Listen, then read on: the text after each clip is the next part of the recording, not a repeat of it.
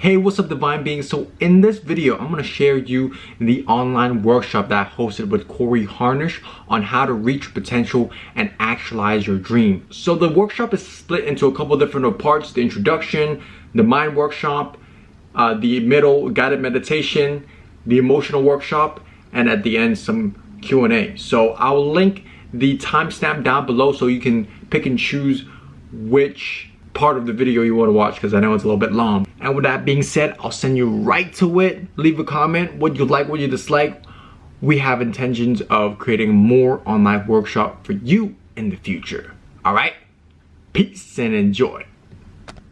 So first of all, thank you all for being here. Very excited. Corey and I worked on this workshop for a good 2 to 3 weeks, and we just got a lot to share today. So reach your potential and actualize your dream, a workshop by Divicati. Okay, so first of all, we just want to talk about the outcome of the workshop. So by the end of the workshop, in the next 90 minutes, what Corey and I will share is some strategies, and you'll learn how to shift your mindset.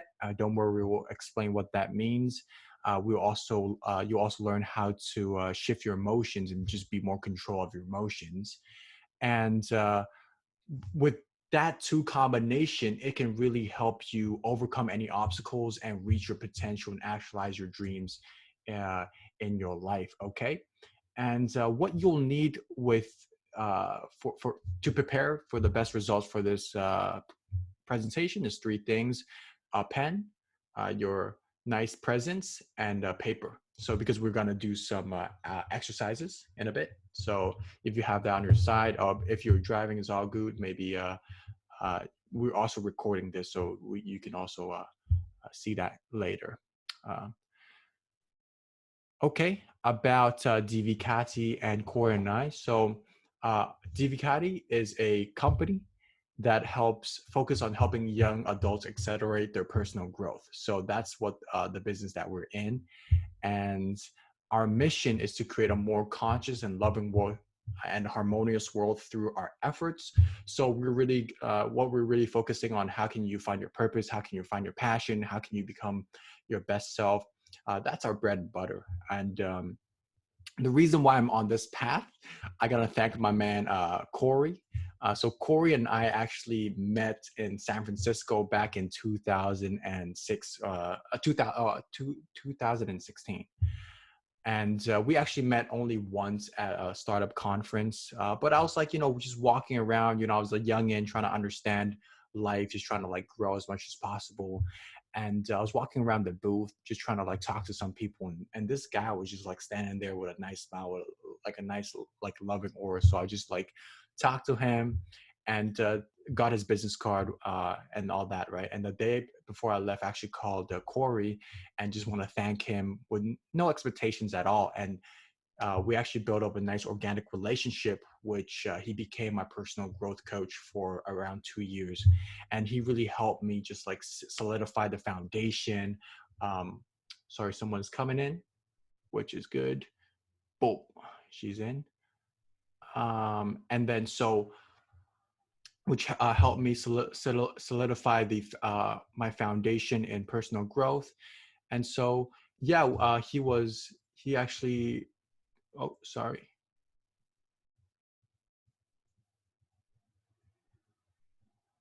There we go.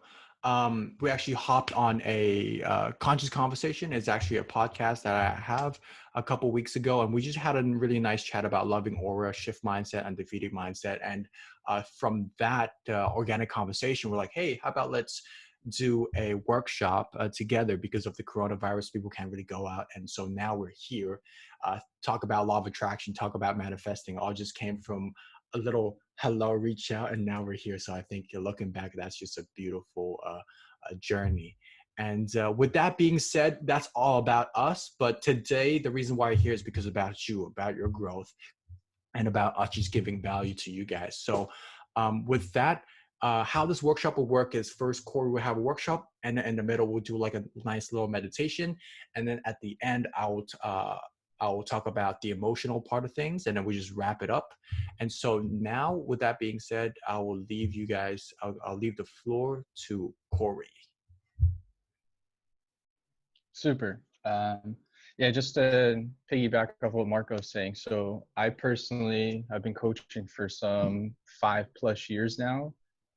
Began primarily looking to work with students on shifting our behavior. So I came in the scene when people were in university primarily, kind of set on this idea called academic probation. So they were set up to be removed from the university if they didn't improve their grades. And I was the guy that was set up to work with this individual and somehow magically get them to have A's instead of D's and F's. And what I learned through that coaching is that a lot of the struggles that we're having, whether it's academic or professional, they're very similar to me. But a lot of the challenges that were showing up had nothing to do with academics at all. It had more so to do with their personal well-being, and more specifically their mindset, how they were seeing the world, what was their impression of those challenges they were facing or those hardships they were having. And so throughout my time of coaching, I really started to hone in and develop strategies on focusing on the introspection first. Like, how do we change the way we respond to situations that show up in our life? Or what are we doing to make sure that this challenge isn't limiting us, but is being used as like a launch pad to actually lift us up and get us closer, kind of like a road sign. And so today I'm going to really just focus mainly on mindsets. I'll throw in a little bit of how like my coaching gets integrated into that, and some of the ways I can help guide that change. But the biggest thing I want to share before I start is that a lot of this is pretty abstract. Some of us may not really even fully conceptualize consciousness or mindset or perception. And so I tend to talk about these things like they're just simple ideas right in front of us. And that's with intention so it doesn't feel big and grand. But please stop me if I'm saying something that is too general or it doesn't make sense or you want some more clarity. This way we can dive in. And we're gonna start off. This is why Marco wanted pen and paper. We're gonna start off with like two really super fast exercises of like diving in and thinking. But what I want this to feel like is like we literally are people from all over the world right now, which is beautiful. We're all showing up because we care about ourselves and our growth, which again is beautiful too. But the intention of this is to feel like a workshop. And so like I guess with that presence you're coming with, just imagine energetically or even like a visualization here that we're in a room together working on this together. So like don't feel because you're over there and I'm kind of like having a speech that you need to stay quiet and just listen. If there's a way it becomes a discussion instead, awesome. I think this is more effective means of learning. Um, so with that, I think right here, I would like us to start by actually spending some time. Literally, it's going to be like 90 seconds to 2 minutes, having some vision mapping. And the reason is because we all came here with intention of how do I get better at becoming my best self? What are the things I can do to like reach my highest potential? And so why don't we first start by like getting some of those visions in mind? And so here we have 3 different questions that'll pop up. You can use them all or one of them, but basically just like if you could either write it out, type it out, um, some kind of expression, start thinking about like what are the dreams and goals that you actually do have right now, or maybe something a little longer, like where do you see yourself in 5 years? And then the last one, if you can achieve anything, like what is that one thing that you would go for regardless of how grand it is? It's like you want to be the best speaker on marketing, or you want to become a, I don't know, an MLB player or whatever it might be. um, but yeah, let's riff here. For it's 12:14 and where I am, I'm going to stop us at 12:16. So just like if you could, stream of consciousness, just write out as much as you can, as long as you can. What are some goals and visions you have for yourself that you want to either get to in the future or are working towards right now?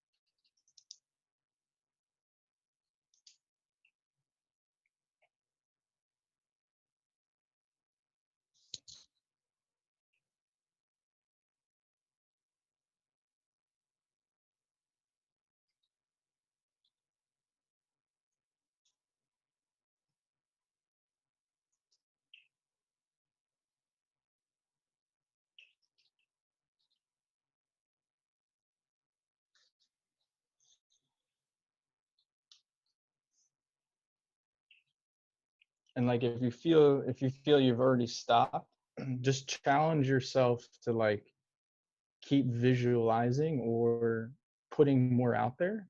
um, because like what happens a lot, especially in coaching, is that like we'll start with one idea or question and you might think that like your answer is all you have, but through continuously diving and going even deeper in it, or just thinking out longer, um, new ideas that you didn't even realize may show up. um, all right, so cool on this one. What I want us to do now, we're going to continue the writing one more time for another like 90-second sprint, but this time we're going to shift from thinking about what visions we have to starting to frame our mental challenges. And now the reason I'm using this word frame rather than what are our mental challenges is because one of the biggest challenges we have is that we own our struggles, we own our problems as if this is the way we are and this is the issue. However, when you say that, like, uh, I can't think properly, or I have depression, or I'm demotivated, you're taking ownership of that problem. And whether consciously or subconsciously, you're making yourself more likely to suffer through that challenge because you're taking ownership. Whereas when we frame a challenge, we're just recognizing it. We're just seeing it as something that's coming up that is in our way, like a cone on the street that you have to swerve around, let's say. So here, let's do 90 seconds where you're starting to think about like what is actually stopping you from going for those dreams, or like maybe you're thinking about when you sit down to do work you just give up. Like what are those triggers that are causing you to stop taking action? Or another one of these like magical type questions, if you could change one thing about your mind, your thinking, your behavior, what would you remove to help like free yourself to go for that growth? uh, and same thing here, just kind of stream of consciousness. If you can, the whole entire time, just write out where you're seeing your challenges be, whether it's internal, external, other people, your past, whatever that challenge may be. Just kind of get that out.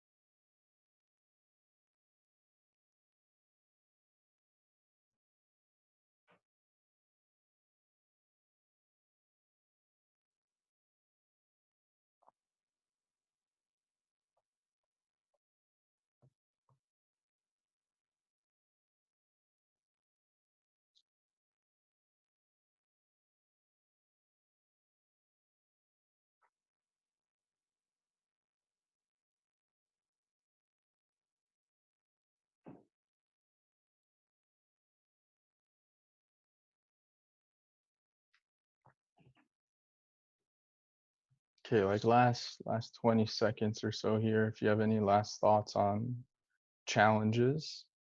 uh,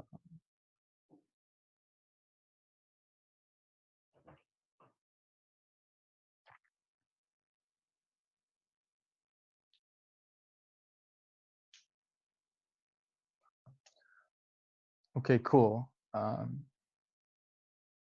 Everyone feel like you had it? Does anyone want some more time? I don't think so. Okay.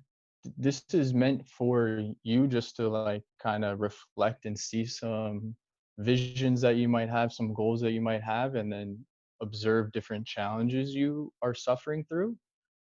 And you might even find a correlation you didn't see before. This is really for you, not for sharing, but does anybody want to just throw out there a vision that they have, or a goal of their own, or even a challenge that they're just found out about right now or that they've been working through. And the reason I ask is this could, if you share something now, I can make sure as we go through the conversation further, I can bring up certain topics or ideas that might correlate to your example. If nobody wants to share, it's totally fine too, though, because it is meant Yeah. for self-discovery. Go ahead. I can share something. It's like for me, I realized like one of my things that I think is definitely stopping me from like honing in and focusing is that I'm always searching for opportunity, right? Like I'm always searching for like areas for opportunity, and I think that's a positive thing, but to a certain degree, because when you're trying to focus in on whatever specific field of study that you're researching or whatever, like the next shiny object can't come in and distract you, otherwise you're never going to really hone in on something, right? So that's an issue with me, that sometimes I realize like I'm just studying this specific thing or working in this thing, and then I always search for opportunities, and maybe that distracts me from what I'm doing, you see. Yeah, So that's something. super. Thanks, Diego. Sure. Anybody else want to share vision, challenge? Yeah, So I would love to one share. question. Hold on, Oh, let's do no bads. You can go first. Let's go Maxim then Julie. Okay, thanks.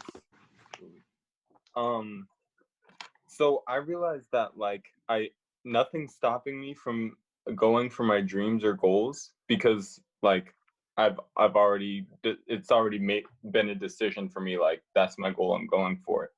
But I definitely know that I could be doing more to to reach for these goals. And I've heard a lot that like, nothing separates you.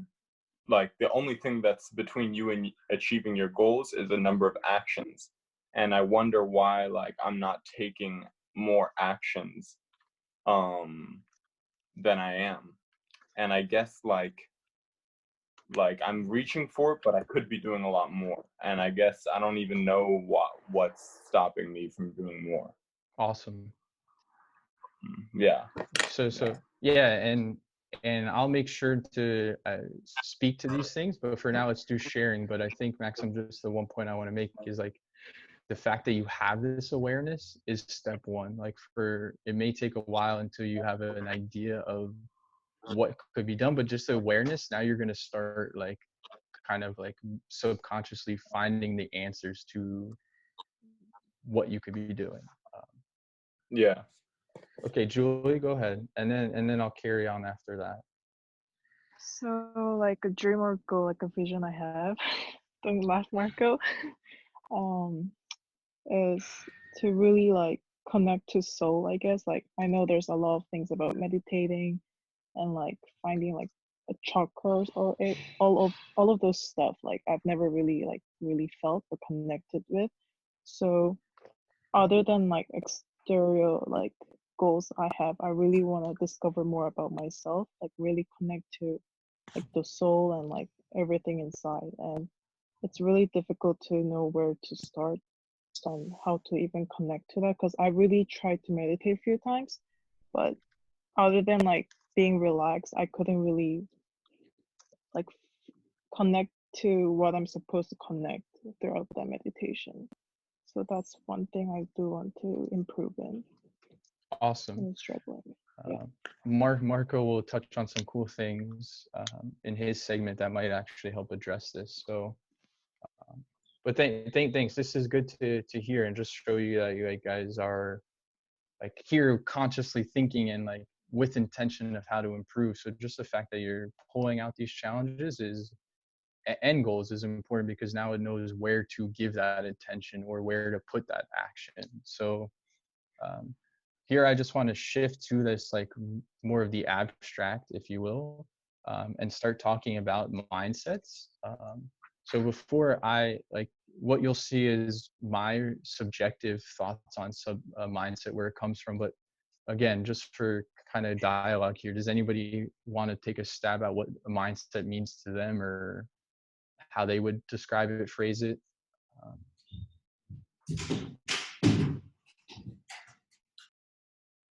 Okay, so yeah, let's just go through here. So like for me, the way I describe or speak to this idea of mindset is that it is just a perception, kind of like a, you can change the glasses you're wearing, you can change the mindset you're wearing. And so mindset is really big in how we're observing the world and what that means in terms of our behaviors or the behaviors of others. So like something is happening in our internal mind.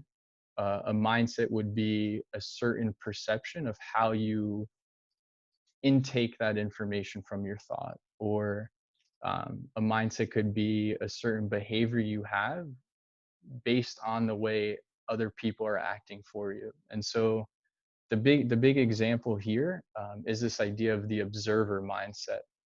And so a lot of the time, especially internal, like what you sort of described, Julie, is that a lot of the time we have thoughts going on in our mind continuously that are jumping back and forth, whether it's positive about our goals in our future, or sometimes negative about like, oh my God, I can't stop thinking right now, or they're fear-based or emotion-based on like sadness or lacking. But the big thing here is that you have the option to attach to those thoughts that are showing up and treat them like you, or you can observe them as if they're just passing by and decide whether or not these thoughts are coming from.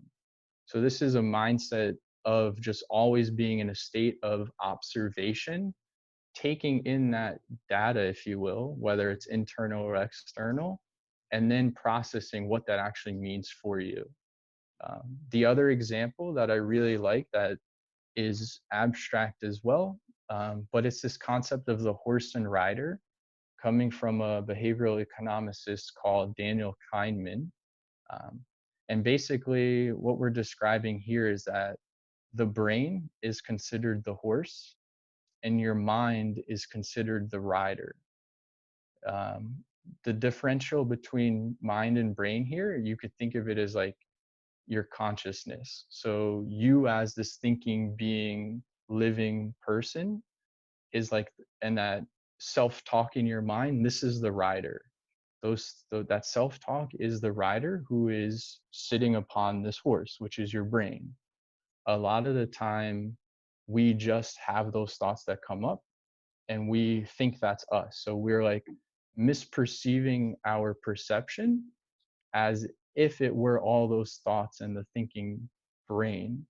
Whereas if you're able to take these as two different pieces, the the rider and the horse itself, you are able to now start to see the control you can have over your brain.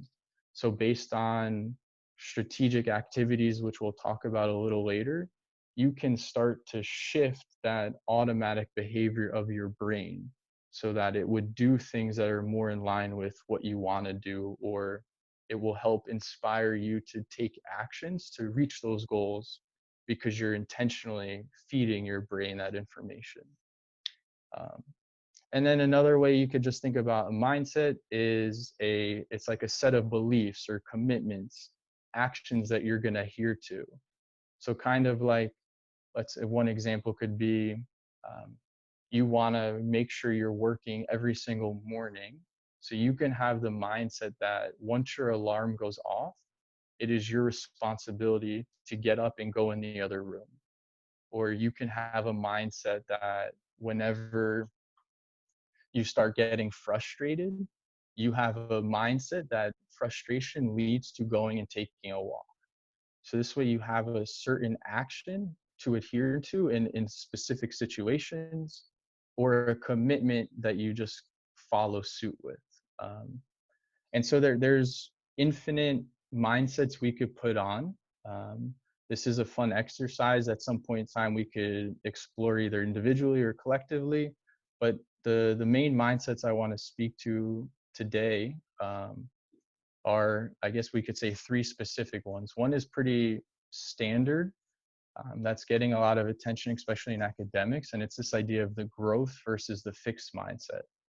So intuitively, this is just saying like you can have a mindset where you're always capable of growing and improving better, or you are what you are right now. And so a lot of people with a fixed mindset are, well, I'm a lazy person, I just can't do that. Or it's not possible for me to wake up in the morning. I only can function during the nighttime. Or um, yeah, there's so many opportunities to choose from that I'm incapable of choosing any of them. So these are all fixed, right? Like I am the way I am, period. Whereas the growth mindset could be like, I haven't learned how to wake up and start being productive in the morning yet. Or I really want to improve in which projects I focus on. So I'm getting better at like allocating my time. Just the language that you have, even if it's internal dialogue, can really shift your behavior because you're intentionally thinking about things and how they're lifting you up and growing you, rather than thinking about things as you're stuck in this and how it is now. Um, so this is growth first fixed for high level, if you will. The other approach I like that isn't, I speak to this a lot. This is the approach that really resonates with me. And so a lot of my coaching, I focuses on this idea of shifting. So shifting, there's this process that I speak about called notice, acknowledge, and then shift. So notice what's going on. Notice what comes to your mind. Simply just recognizing, hey, I had this thought. Acknowledge that that was your thought, whether good, bad, indifferent, positive, negative, harmful, not. Just acknowledge that's what it was. And then shift. Change your attention to A, reinterpret that idea. So like if you had this thought that you acknowledge that, you know what, I'm just not capable of it, I need to work for somebody else, I'm not allowed to be an entrepreneur. Acknowledge you had this thought, and then shift to a thought that's something along the lines of, hey, I still have a lot to learn, so before I can be an entrepreneur, I need to start taking more workshops or start taking more classes. A lot of the time people are just passive to the thoughts that come up. Because all our thoughts are only in our mind, it's hard to detach and see yourself as that observer like we talked about. So most people have a thought or have a behavior show up and they just allow it to be that way, which is fine if you don't notice it. But the key here to help push ourselves to keep growing or keep getting better is to notice what comes, acknowledge what it was, no judgment, and then shift to where we want to go. And that brings me to this last one, which I bring a lot about in coaching as well. It comes from a model of leadership, ironically enough, called conscious leadership. And so far, out of all the leadership models I've read, I really like this one the most because it's founded on this idea of 100% responsibility and accountability. So again, just examples. A lot of the time we're reacting, right? Something happens in our thoughts, something happens in our outside world, and our mind, our brain automatically has a certain way to behave. This is your reaction. You're just going to react based on past experiences or based on the guesstimation of your brain. Whereas responding is waiting until you have all information, articulating a response, and then engaging.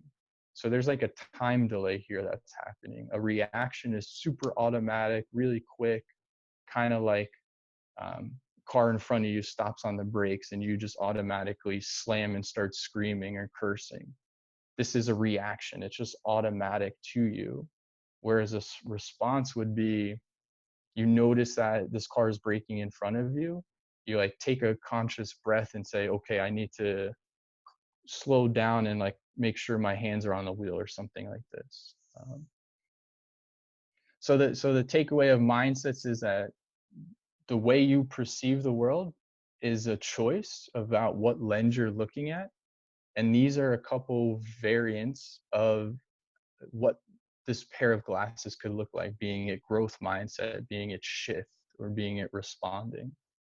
And so with that, these are really difficult to keep doing without self accountability or support. So just to give some exercises, if you will, here's just a collection of different activities you could participate in.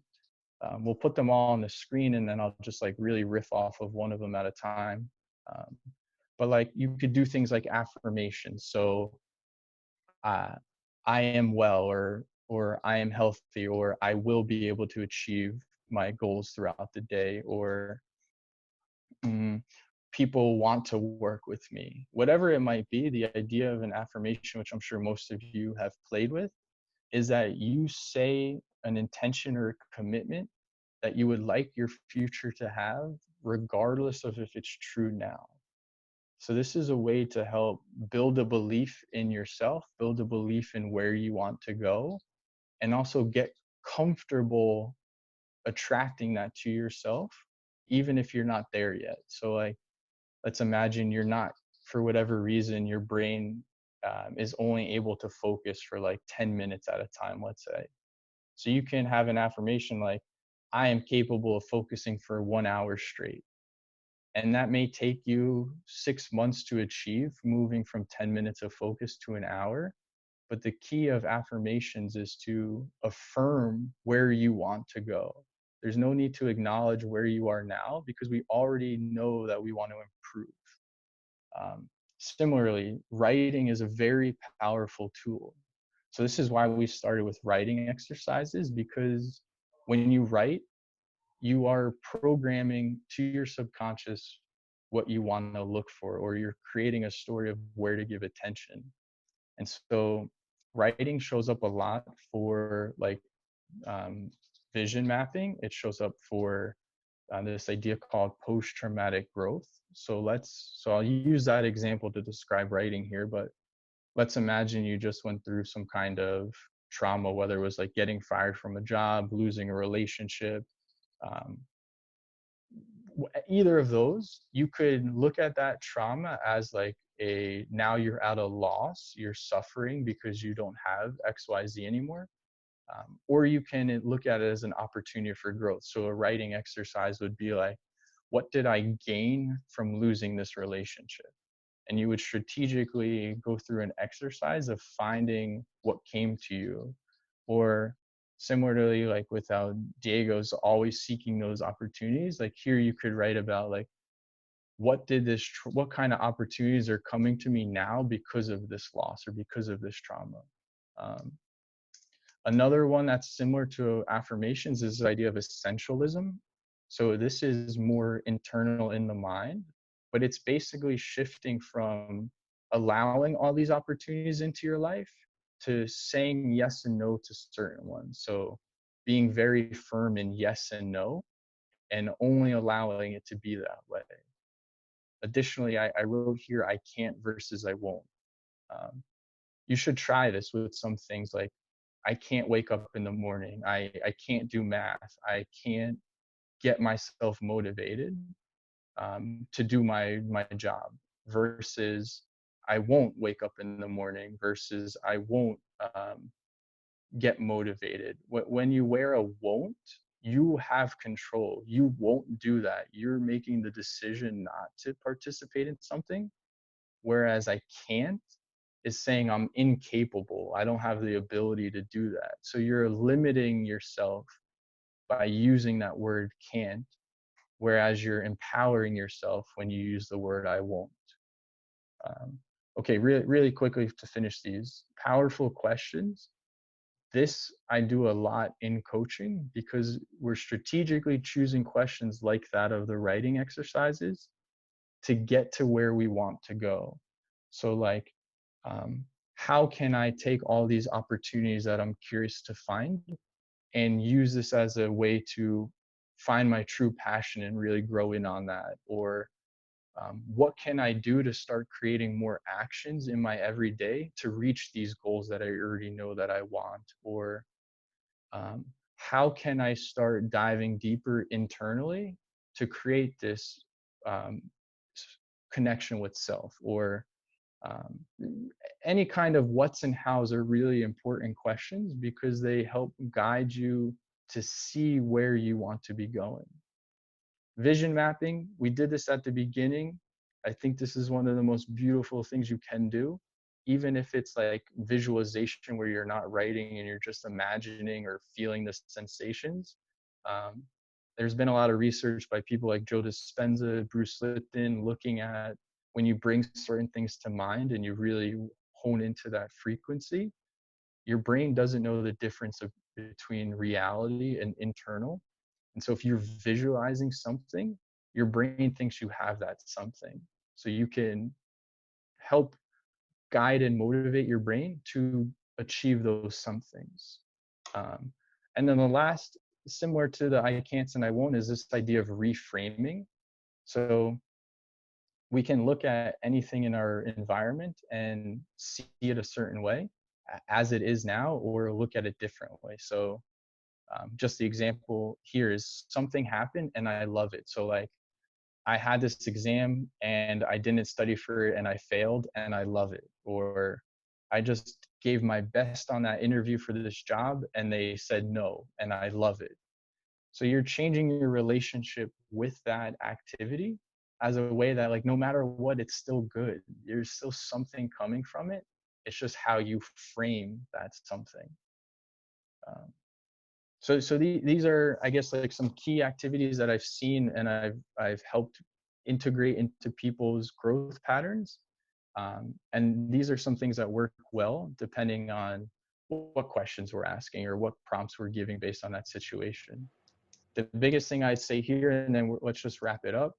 But the biggest thing here is that we need to be timeless in our growth and development and be timeless in that change of our mindset, because you cannot control how long it's going to take you to reach a goal or to improve your mindset. What's really important is progress towards that goal or progress towards having an improved mindset shift. And with that would come things like patience. Like you can be okay with, for the next year, working towards your startup goal and getting nowhere, but making progress because you learned all the things that don't work. Or you wanting to really grow in self-love, self-care. So you need to be timeless with that because you need to practice a daily activity of self-love or engaging in a practice that helps you feel happy or motivated. Okay, cool. So last Beautiful. slide. Corey, Cheers. Yeah, go ahead, Marco. yeah, before you move on, I just have a question. Like how what are some tips that you can give people to write like good writing prompts and ask powerful questions so that they know what to ask when they're in that situation? Yeah. For here, I think it's very contextual because it depends on what we're thinking about. But what I would suggest here is when you're going through that discovery or you've hit a wall, you know where you're being blocked. You have some sense that you are being blocked. You have this awareness. So the question could just be as simple as like, how can I grow from here? I think the key in the questioning is to have it future oriented, to have it oriented towards the place you want to go, or have the questions oriented towards the actions you can be doing to achieve the state you want. And so another way to say that is don't write questions that evaluate the past. Don't write questions that create reasoning for why you are the way you are right now. Create questions that lift and elevate you to where you want to go. Create questions that help give you answers and actions to achieve the goals you want to achieve. Beautiful. Thank you so much. Cheers, man. Okay, so last one. You could just put them all here. Basically, mindset, super abstract. We've probably all heard the word.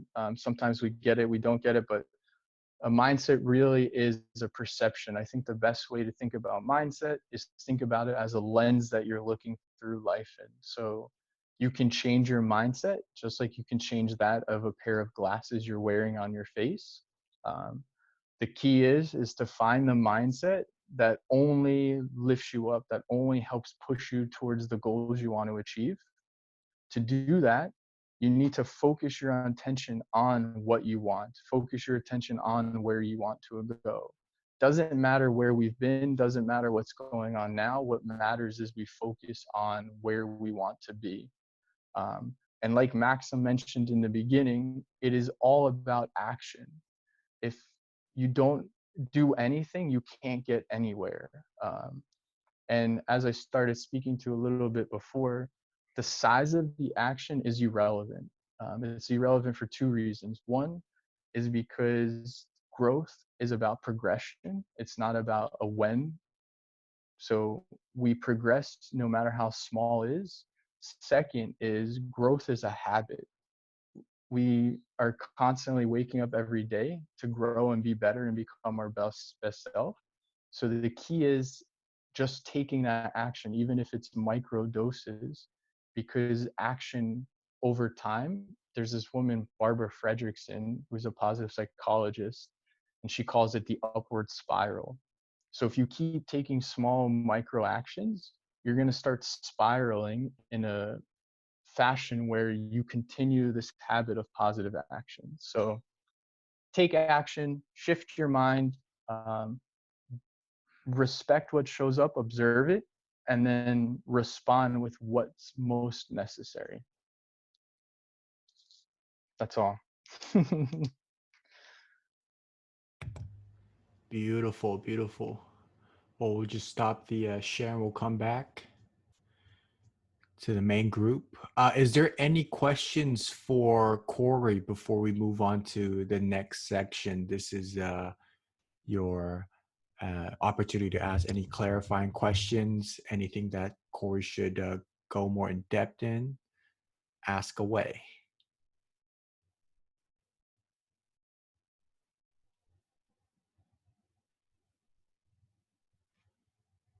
Cool. Let's do it. It was Okay.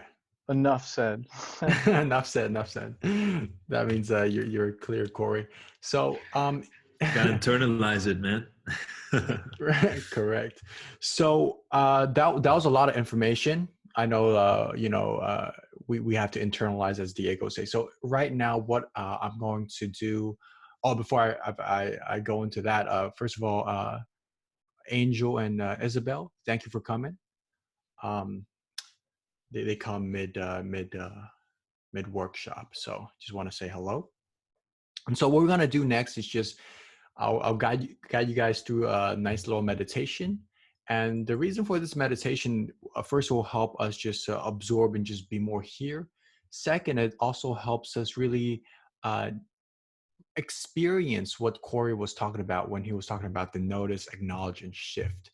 And so in our meditation, we can just really feel the awareness in our body, and hopefully, I'll just guide you through that experience and maybe help Julie feel what she wants to feel as well. So with that being said, I just want to invite you all to, just like Corey said, imagine that we're just in a room, and gently just close your eyes and find a nice, comfortable upward seating position.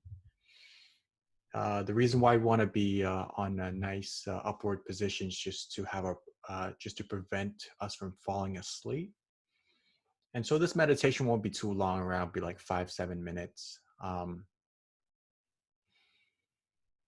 So just as you're closing your eyes gently right now, I just want you to take a nice deep breath.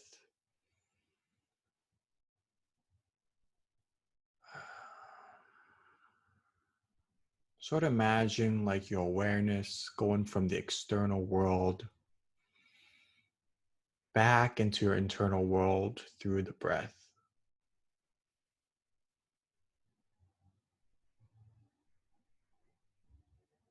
Beautiful.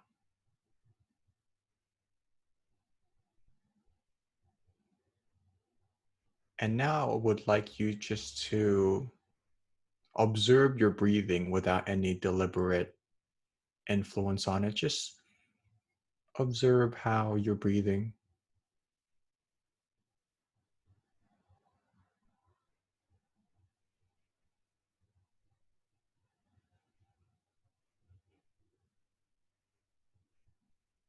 Just channel all your awareness and all your attention to your nose and just observe the cold air sensation that goes inwards and the hot air that goes outwards.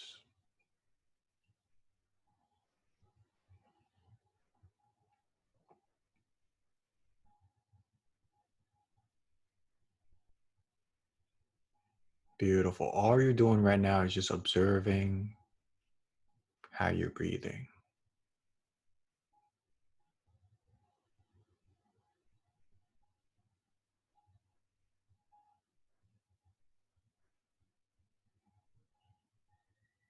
If you notice that you're getting carried away by any thoughts, thinking about something, it's okay. It's very normal. What you want to do is just gently guide it back to observe your breathing.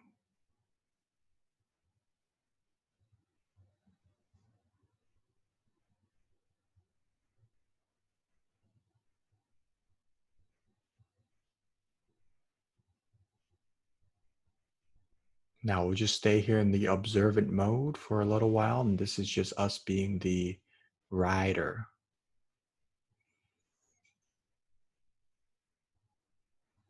All we're doing just observing our breathing and redirecting our awareness and our attention whenever it goes away.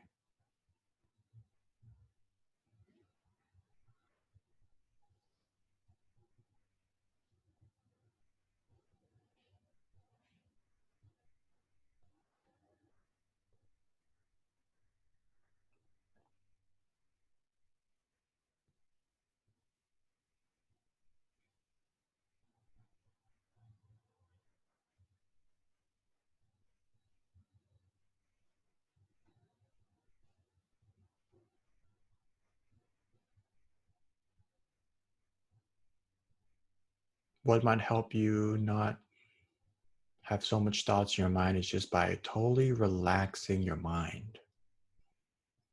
Let go. As if there's some tension in between your temples, to just release of that tension, really going back into your body.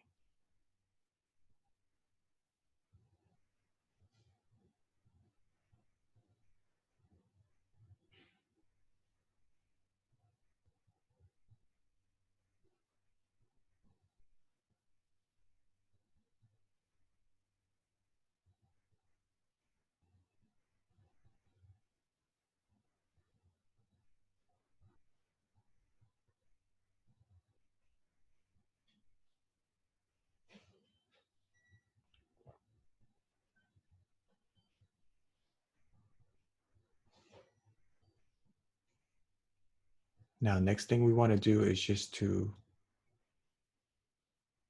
gently move our attention from focusing on the breath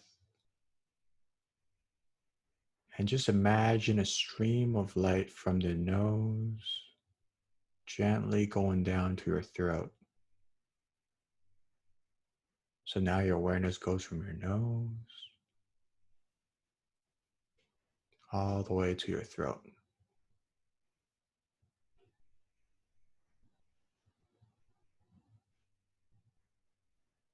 You might or might not feel like a sensation, tinglings in your throat area.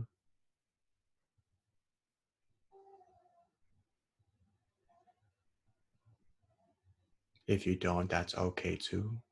There's no expectations.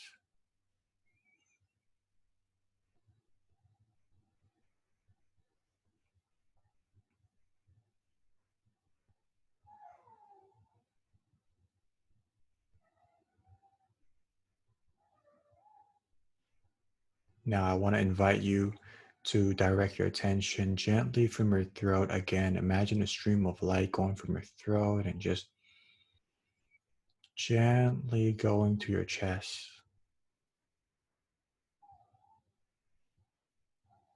And all your awareness is just going to your chest, connecting with your heart chakra.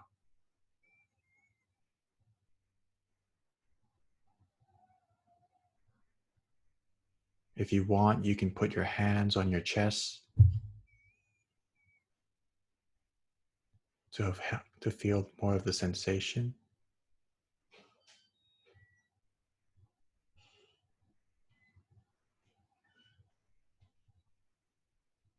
Really breathe into your chest, really connect to your heart.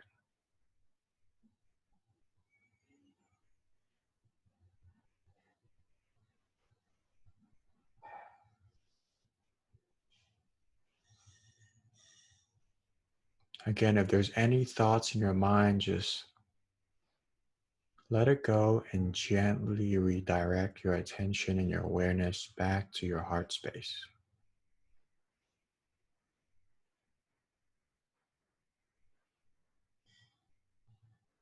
Beautiful.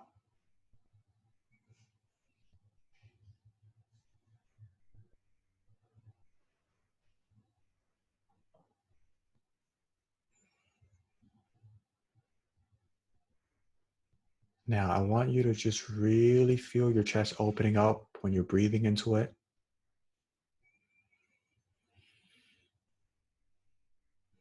And when you exhale, I just want you to explore the depth of your heart. Just really go inside it, really feel it. Go as deep as you can. And when you need to, just again take a nice expansive breath and open your chest.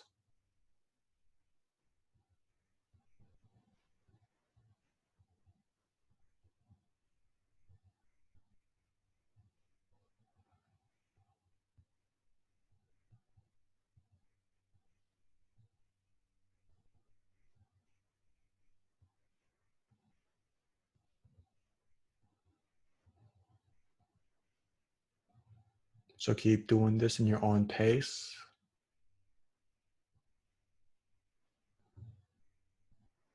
You're doing very well.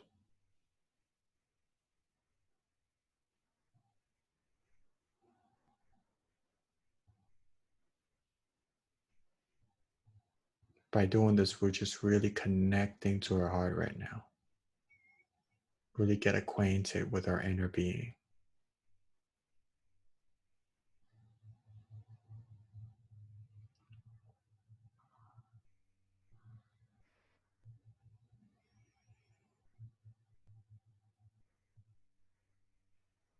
Next, I just want you to visualize in your mind seeing yourself. Just a person just standing in front of you, and that person is yourself.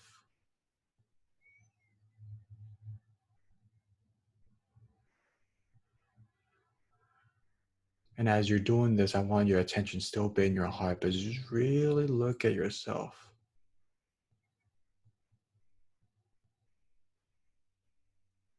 Just really see for who you are.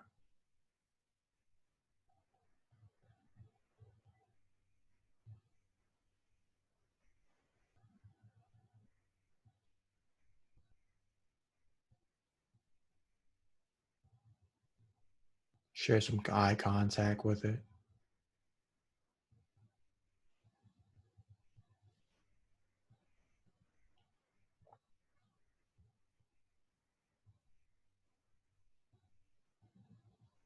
And if you feel to, just why not approach and give him or her a nice low hug.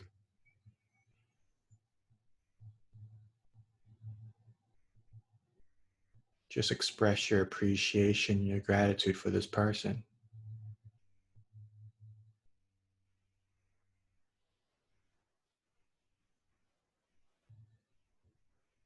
You knowing all the things that you've been through, all the dreams that you have, all the love that you have within you.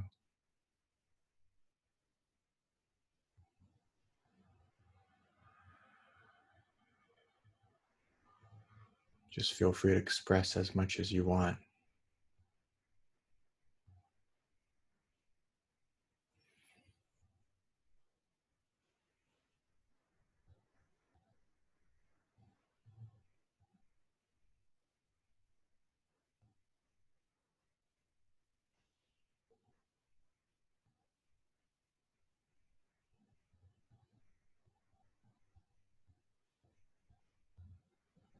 Beautiful. And I just want you to just be acquainted with this feeling inside you, this feeling in your heart. Knowing that this feeling is always available to you with a couple minutes of mindfulness, meditation, and just channeling your awareness to different parts of your body.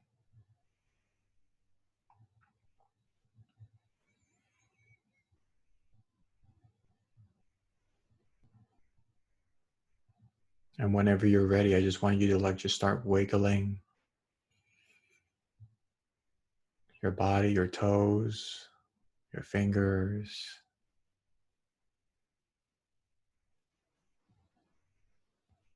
And come back to this environment in your own pace.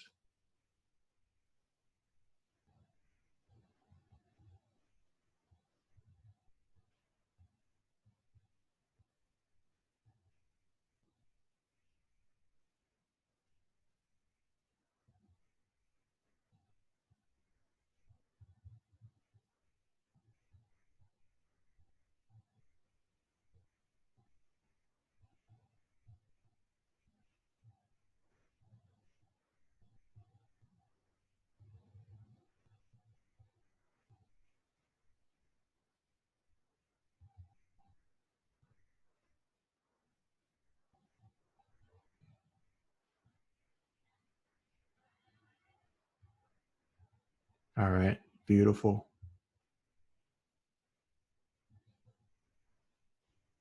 So with this meditation, what this achieves is just help us sharpen the ability to be the observer.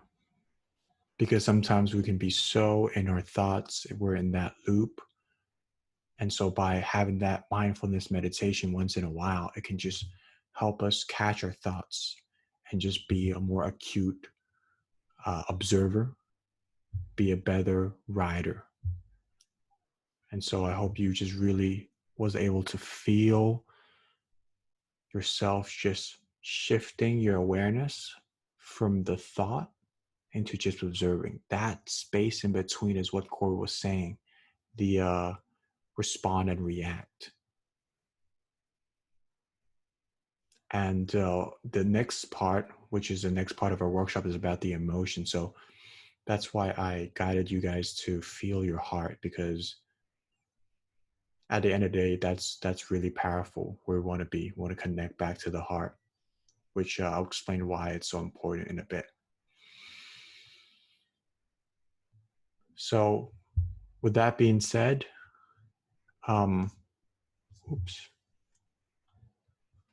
let me get back into the workshop and just share the second part of our workshop, which is mastering the emotions. Awesome.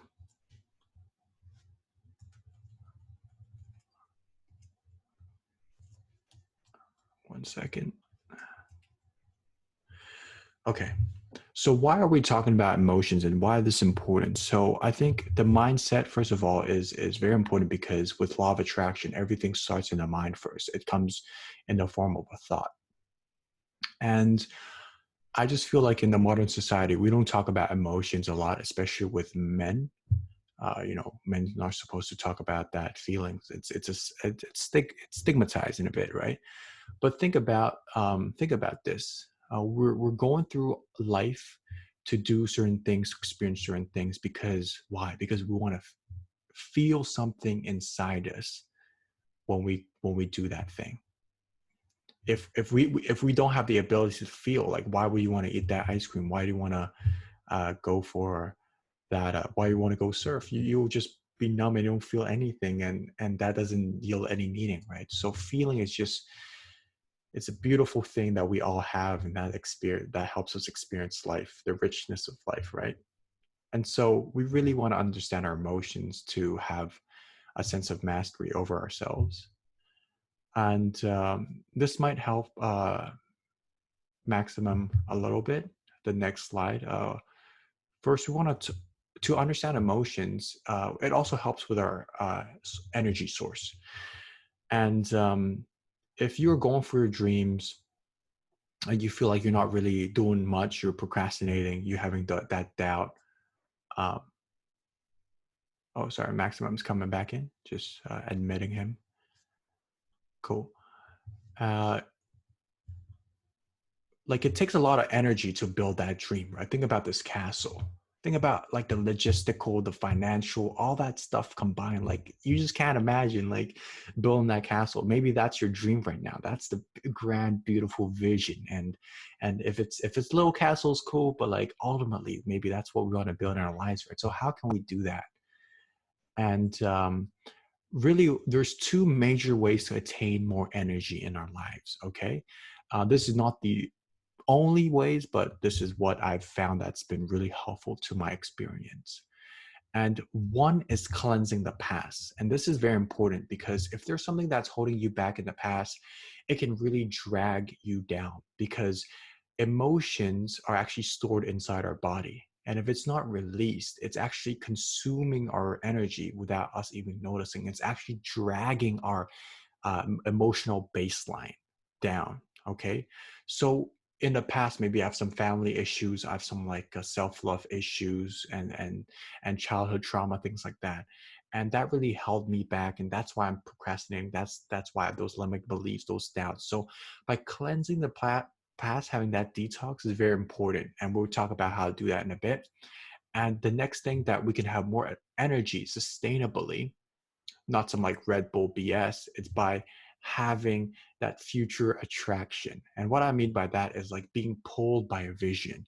And that would help you create that internal flame that no one can like blow out. Okay. And by doing these two things, it can really help us, give us more energy, and help us be in a nice state to apply, to take the action that we need to take in order to manifest the big dream, the big castle that we want. So moving forward, before going into the exercises and how to do that, I just want to share this simple principle. And I want you to just have your focus on the red circle right now. So this is what Corey talked about, the thoughts, the mindset, and this is the root and the source of where your feeling comes from. The accumulation of thoughts would create your feeling, and the accumulation of your feelings would create your emotional state. And based on your emotional state, it would dictate whether you're putting in action or not. So the two inputs is how we think and how we feel. You can obviously fake it till you make it, just do it. But sometimes that's a little bit hard. But just by being conscious of what we think and what we feel, we can start changing our state so that we can apply more consistently and become our higher self, which is a concept I'll share in a bit. Okay, so with the same piece of paper, I just want to invite you to start getting rid of the junk. Okay, and to share something personal, like I've been on my personal development journey for like 5-6 years now, and I've really put a lot of like attention in to get rid of the things in the past. But literally just yesterday I had a phone call with a friend, and she's also like an energetic healer, so she's in tune, and we're just talking about my heart, right? Just feeling into my heart more. And literally, like she was asking me to feel myself, the depth of my soul, and I literally just started crying for no reason. Like I actually had those beautiful tears. It's something that I haven't felt before. And so what I'm saying, the reason why I'm telling you that is because, like, regardless of how much like inner work you've done, there could be I'm saying doesn't have to, but there's a big chance there's still something inside of us that we can still flesh out to create more room for our future aspirations, and for more room, for more energy, to use our energy currency in the present moment. And so what I want you to do now is just to think about like a moment that when you want to go for your big dreams, when you want to go for something big, but sometimes maybe you see a pattern that holds you back. So I just want you to just take some time and ask yourself and identify what are the usual negative feelings that hold you back from taking action or just drags you down. So like in a minute, I just want you to flesh that out real quick.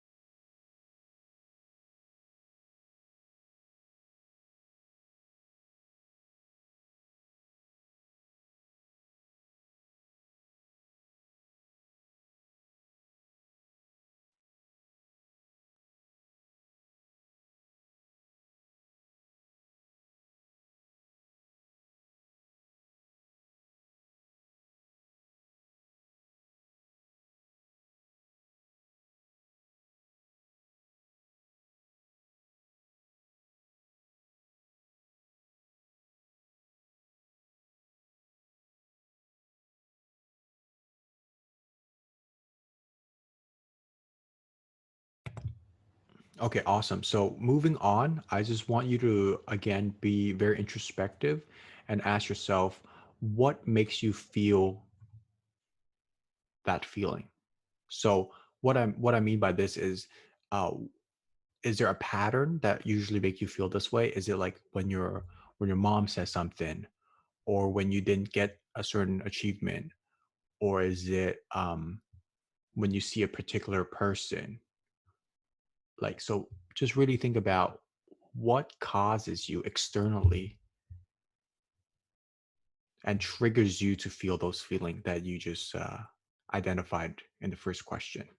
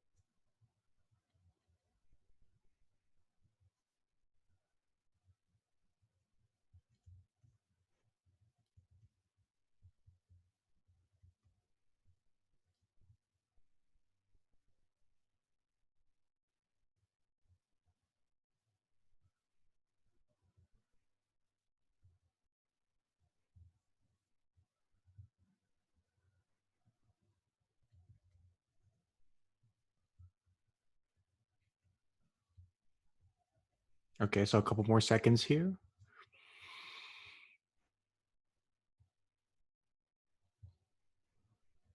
Awesome. So the next question, we're going even deeper, is to ask yourself, what are the thoughts that cause you to feel blank? So going back to what Corey said, what are the internal thoughts that cause you to feel blank in your mind? Some of that negative phrases or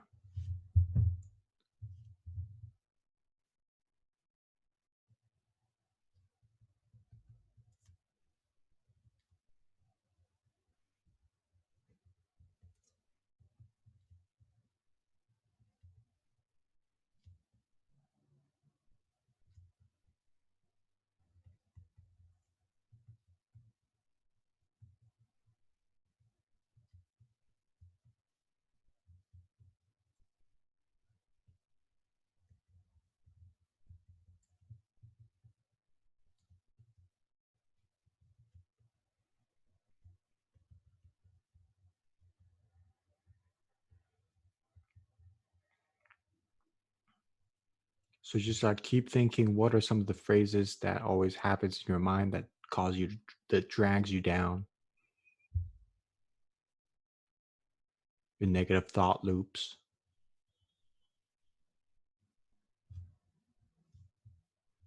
And next, I want you to think about, this is a deep question, okay?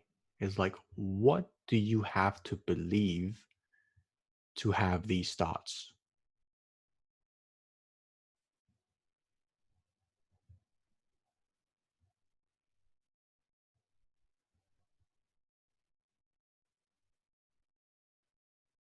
So what's the belief behind that thought?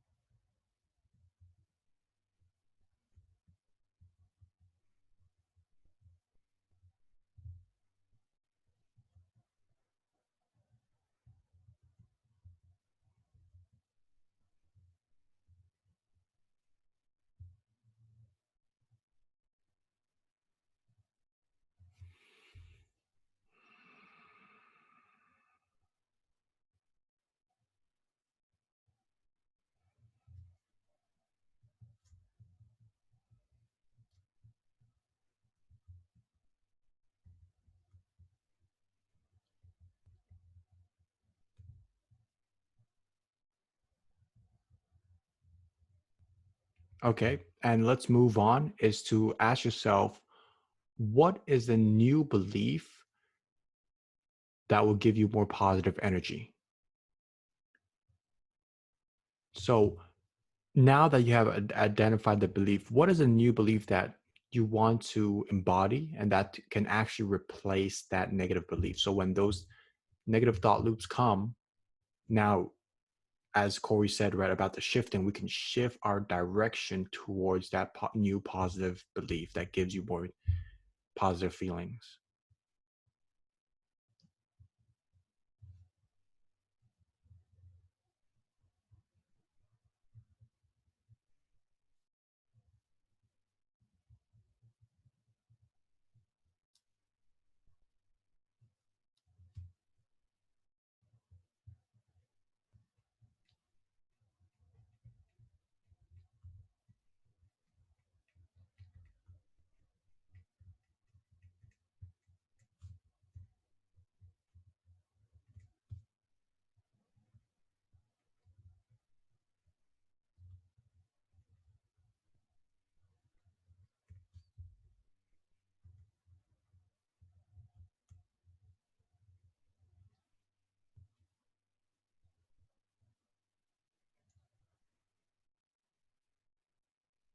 Just a couple more seconds here. Really dig deep.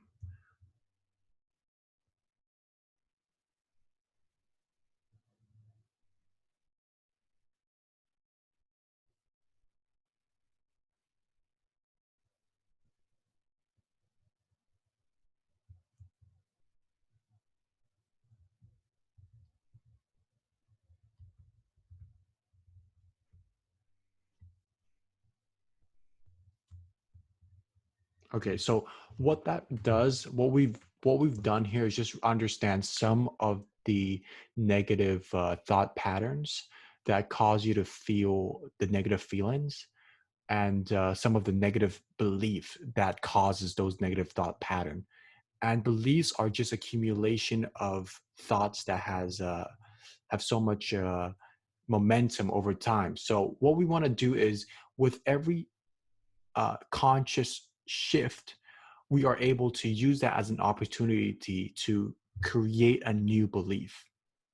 And so maybe the old belief has a really strong momentum because it's just, through the society, through our educational system, XYZ, right? But now when we are the keen observer, the conscious rider, we're able to shift our direction to this new thought belief. And every time we do that, we chip away from that old belief system and we build a new belief system, which ultimately help you think those positive thoughts and help you feel positively and helps you get into a positive state so that you can put in more action and get your stuff done. You get me? So again, this is only one part of it, but hopefully just helps you get a little bit more self-aware of the negative, the junk inside us. Okay. And moving forward, well, let's talk about the future attractions. So in the first section of Corey's workshop, he talked about like asking what is your big dream, what are your 5-year vision, and just having the conscious stream of thought. So once we gotta there's some more clarifying questions around that. It's also being clear on your definite of purpose, understanding why. What is your why? Like why do you wake up every single day? What motivates you?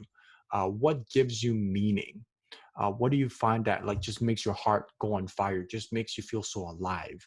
And another good question is also to ask yourself, like, what positive difference do you want to make in this world? Right now, in the world, there's so much things like that's going on.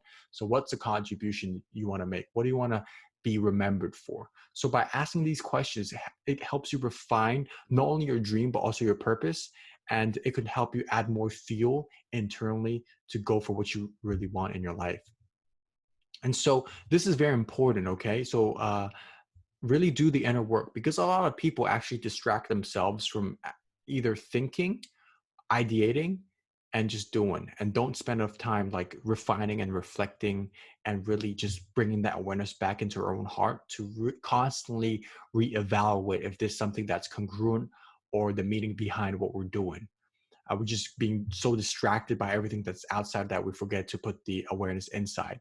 And so those are some of the common traps that can make us like just climb the corporate ladder or just hustle in our business 24/7 for like 30-40 years, and then we think that we have to achieve a certain thing in order to feel a certain thing, not knowing what's the root motivation behind that yeah, what's the root cause behind that motivation.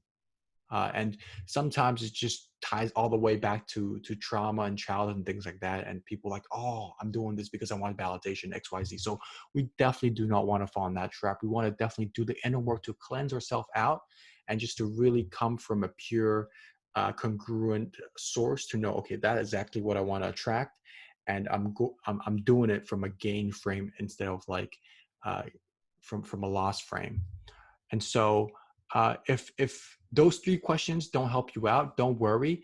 Obviously, what you can do to really refine your purpose more is to use this framework called the Ikigai.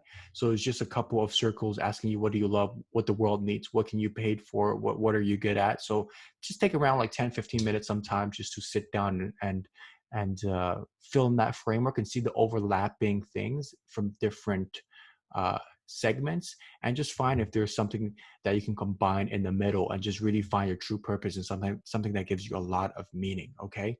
And so the reason why we want to hone what we want down is because of the next thing, feeling, a key for manifestation.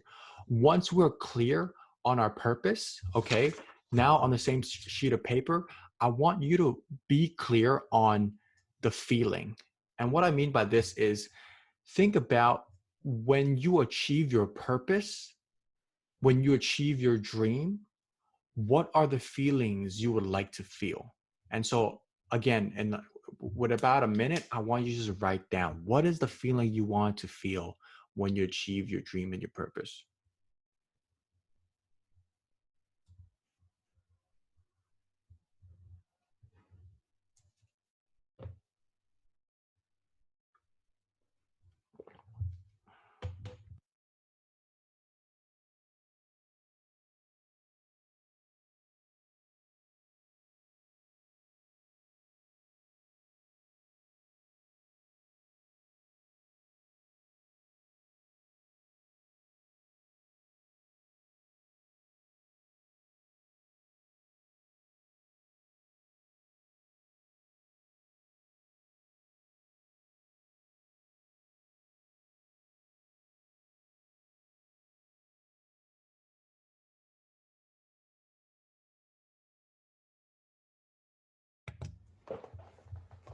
Awesome. So the reason why it's very important for us to understand and be clear on what we want to feel, because we want to connect to that systematically. Okay.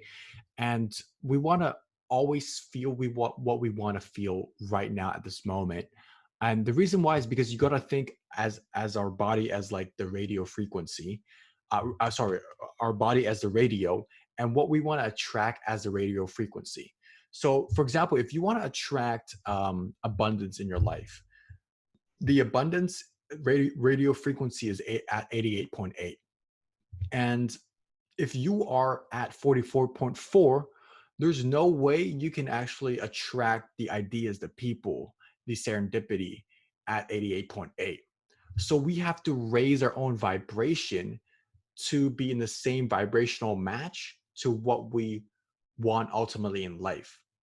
So how can we do that? How can we go from 44.4 to 88.8 is by really feeling the feelings that we have within, so that if you feel that inside already, that automatically helps you be in alignment with what you really want.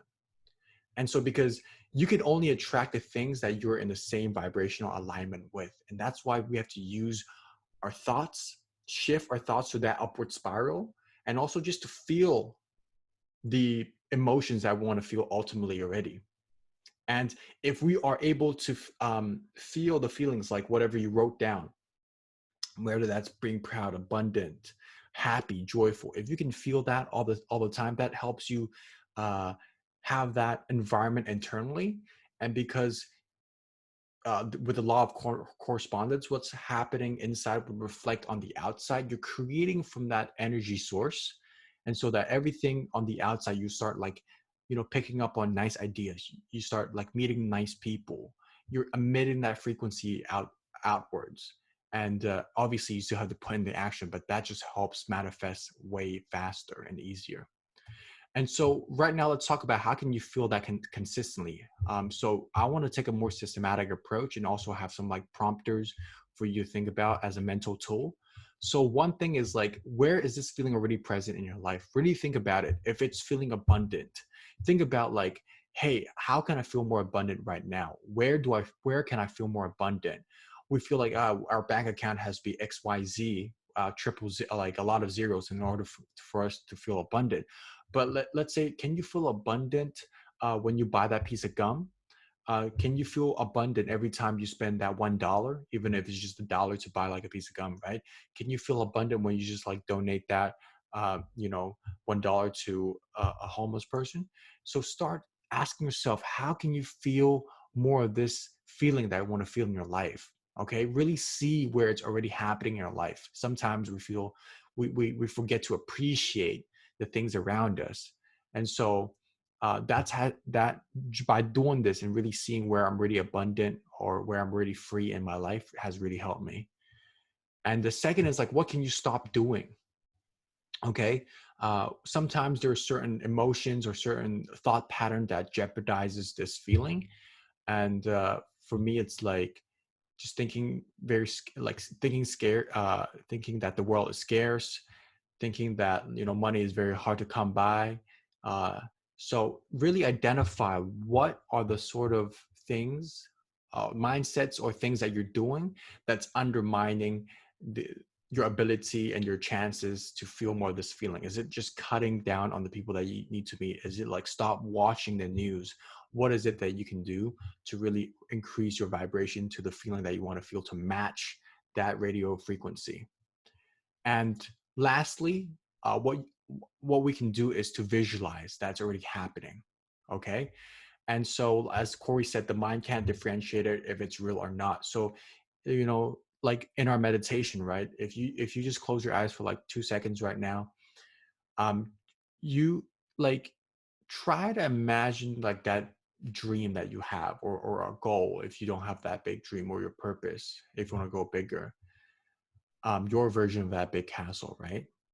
And imagine that you're already there, you're already doing it. How would that, where would you be? How would that feel like? Who you be hanging out with? How would you be dressing? How would you be talking? just take a moment to just really paint that picture, just really be clear, add the little details in and there. So by doing that, a lot of time when you have free time, just going back to that vision and just to add in the details, it will just help you be more clear. And when you're more clear, it just gives you more motivation and it can rise your vibration to really go for it. So yeah, I'll come back into the room when you're ready. And that's why feeling consistently is very important. Okay, and next up, moving forward, let's talk about the emotional guidance system. This is really great for making big decisions. I know for like a lot of you guys, right, like for me in the past, like making that decision, whether to drop out or not, whether to change your career or not, whether to do this or not, it feels like a big dilemma. How do we actually know what we really want? There's so many thoughts in our mind, right? And so as I mentioned in the meditation, it's very important to really connect back into our heart, because our heart is actually a very powerful organ. It actually emits more electromagnetic magnetic frequency than the brain. So it attracts a lot of like things and energies to our lives. And actually the heart sends more information to the brain than the brain sends it to the heart. So by not only using our mind, because in this modern society we focus a lot on using the mind to make decisions, yeah, keep doing that, keep being rational, keep looking at the facts and figures. But what you can add as a dimensional tool is also just to connect back to your heart, to understand the intelligence and the feedback it's trying to give you, the intuition that it's trying to give you. And so again, just going back to that meditation once in a while, just opening up your chest, and in that present, in that silence, ask a question. And when you ask a question in that silence, sort of like an intuitive nudge, a sort of like a thought will come, and just explore if that feels good. And if it does, just go with that. Explore if that's really what you truly want. And by doing that, it will just help sharpen your tool, and it just helps you give you a newer way to make decisions, not just from your mind but also from your heart. And this is also a very important chart for us to, like, for everyone to know, because this explains why we are why there's different frequencies depending on our emotions. If you can see on the chart, there's there is the expanded feeling and the contracted feeling. On the upward, it's like a nice cone shape, right? And so if you look at the numbers, if you're feeling shame, guilt, angry, all that more low vibrational frequencies, our body start contracting. And when you're in that contraction, you actually don't want to put in that much effort, and you're in action. So what we want to do is we always want to just go on the upward spiral and make sure that we're going from shame to guilt, guilt to grief, grief to courage, courage to peaceful, and obviously ultimately enlightenment. So what I'm saying here is just be led by your higher vibrations. Always go back to your heart when you need to make those big decisions, and understand what is causing you to make that decision. Is it fear that's driving a decision, or is it a higher frequency that like love and peace? There's no right or wrong, but just remember, like, if you choose fear to be based on your decision, then you'll just attract more fear in your life. And so that's just awareness. Moving forward, to keep your vibes high, so that we're always in the good vibrational state, is to understand the emotional guidance system. Again, what Corey said as well, right? It's very important us to just go upwards. And so just being aware of how you feel emotionally would ultimately help you be at a nice vibrational state. And so let's say if you're at 18 here, anger, right? Revenge, right? Like if you're feeling revengeful, like sometimes, I tell my friends, hey, stop being revengeful, just be more loving, be more passionate. But that's a huge jump. That's going from 18 to 1. And so our personal responsibility is just to understand where we are in the emotional scale at all time, and always just remember to go upwards, because there's only two directions, either upwards or downwards. And so what we want to do is just to go from revenge to anger to discouragement. And ultimately, by doing that, by shifting our mindset and our feelings, we can slowly move up that emotional guidance scale, which would ultimately help us be at a nicer baseline, because our baseline emotion is just the emotion that we feel most of the time. Okay. And so some prompt questions where I guide my coaching clients is asking like to develop that emotional awareness is first asking, how am I feeling? Okay. Just taking a moment. How am I feeling? And then ask yourself, why am I feeling this way? And ask yourself, do I want to feel this way? And if you don't want to feel this way, then what you can do is just shift your attention and know that, hey, let's go up that spiral. And how you can have this habit consistently is by putting it as like a phone reminder at first. And from that, it'll just be more of an automatically thing. Like I usually like just like a self check-in. It's like, hey, are you good, bro? Like, how are you feeling, bro? Like, oh, I'm good. Yeah, okay, thank you. Like, if you're not feeling good, oh, okay, what do I need to shift? Oh, because I was like mad about that drama. It's like, oh, okay, now I just shift my mindset to what I really want to manifest.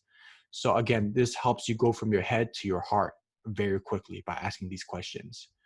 And again, helps increase that baseline. Moving forward, how can we anchor our habits and feel that high vibrational consistently? Is there's a couple of things that I do. One is a vision board. As you can see, I have that vision board in my room. I just connect it to it like a couple seconds every single morning when I wake up, because sometimes when you fall asleep, you're like, oh my God, like, what was my purpose again? Oh yeah, it's that. And then you're like, oh yeah, oh yeah, I'm here in the world to help raise that good vibration. I'm here to make that impact. So that just helps you get more consistent with what you truly want and who you want to become, right? Because again, that negative force is sometimes very powerful. Our bad habits, right? Second is just revisit your purpose. Every single morning, I also have like a document where I have like my bucket list and all my purpose in life, and so I just revisit that every single morning. And ultimately, like, this is just my habit.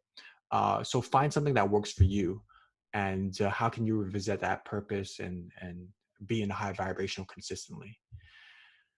And ultimately, what that does by being aware of what we want and understanding going the upward spiral is just being our higher self most of the time.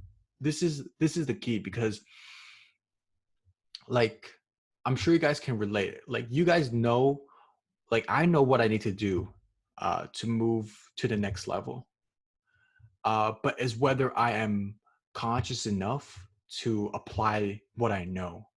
I can be like scrolling on my IG, procrastinating.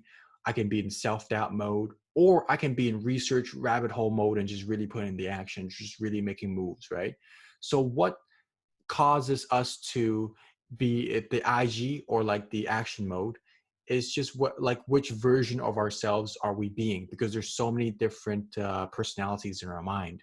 And so we want to always go from our lower self to our higher self all the time. And here's a chart to understand the difference.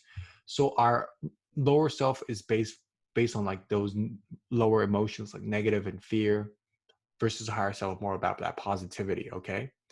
And so if we are able to just go on that upward spiral for a consistent period of time and just shift our mindset and our thoughts, we will ultimately become our higher self more often.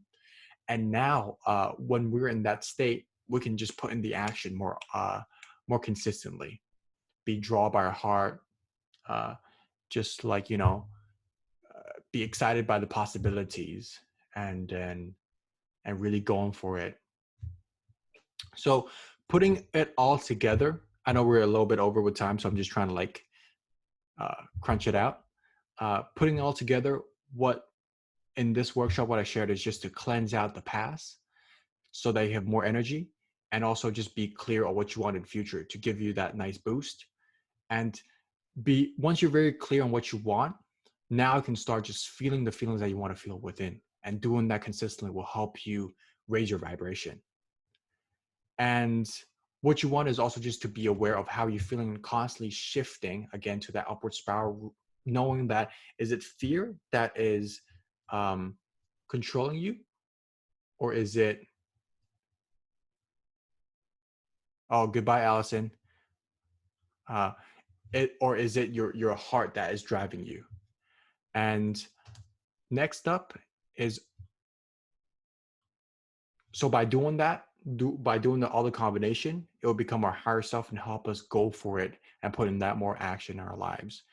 And you can see that, you know, we can be our higher self and just put in that brick by brick, one step at a time, small wins every day mentality. And ultimately, right, just by doing that consistently, right, we're still most of us still have a lot of life, lot of lives to live. That would compound over time, and that will ultimately lead us to that nice beautiful castle by just doing that consistent amount of action every single day. And that's why feeling the emotion is so important, because hey, if we can feel that whatever emotions that you wrote down, like, we don't have to rely on the external circumstances in order to feel that internally. We can already have that internal feeling. And so if things don't work out on the outside, you're still driven by your internal purpose. You're still driven, you have that consciousness to always like be at a nice state.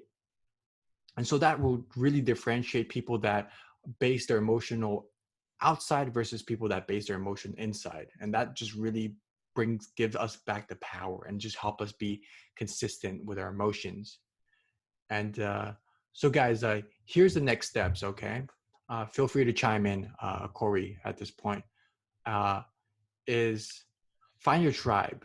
I think this is one of the most important thing to help us all grow. And so I have a personal development and spiritual development growth mastermind group. It's on Facebook. It's free. So I just post like a constant content to elevate each other as vibe, like have some like nice, juicy content to stimulate your brain, and just find people that maybe you want to click with in this group as well. Build that nice tribe. Second, we got some coaching offers. Again, I personally have grown a lot, and I owe a lot of my acceleration to Corey, just by working together, just getting so much more self-aware every time we finish that call. And obviously, this is more us giving you information, but in the coaching session, it's more like us drawing out that wisdom internally, and it's more like actualizing, like, oh yeah, I didn't know that this was already a part of me. So that's a very interesting way of growing. So for sure you can grow, you can, there's a coaching offer from Corey. You want to speak more about that? Yeah, I mean, sure. I always do these things called discovery calls. So basically what this would do is we'd start, I check in, I share with you a little bit about how I do coaching, how coaching works, my philosophy, my approach. And then we like literally straight away dive in and discover what's going on in your world. What are things that you are working on or want to work on? And check in and make sense and see if it even makes sense to do coaching. If yes, what would that look like? How often? What would the focus of our conversations be? Where would we give attention? And so I think it's really important because it's like a discovery allows you to see what the opportunity is.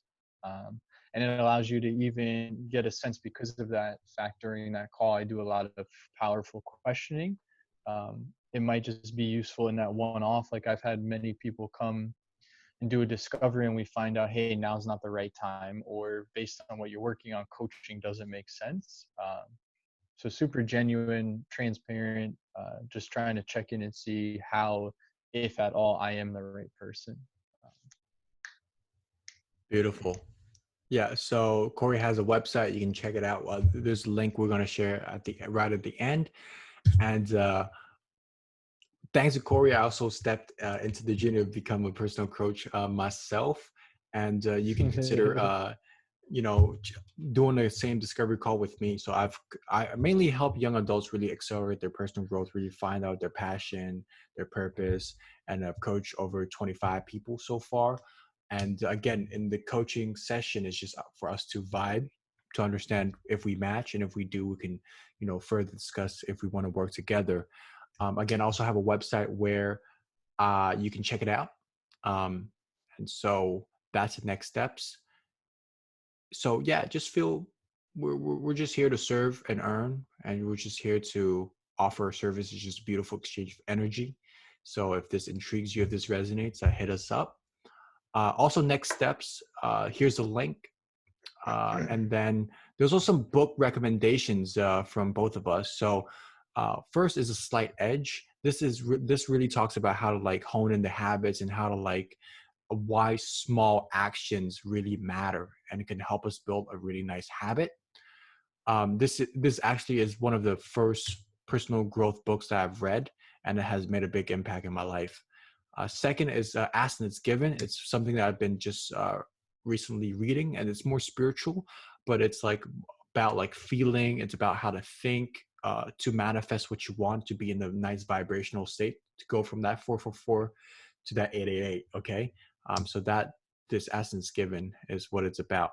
A third book is actually I read this book with my boy Diego, who's in this call as well, Outwitting the Devil. It really talks about how to just be more positive with your mindset and really understanding your negative mindsets and where your negative thoughts come from. Because a lot of times it's not coming really from us, because our brain actually receives and send out signals. So sometimes it's actually thoughts that's coming from just the environment.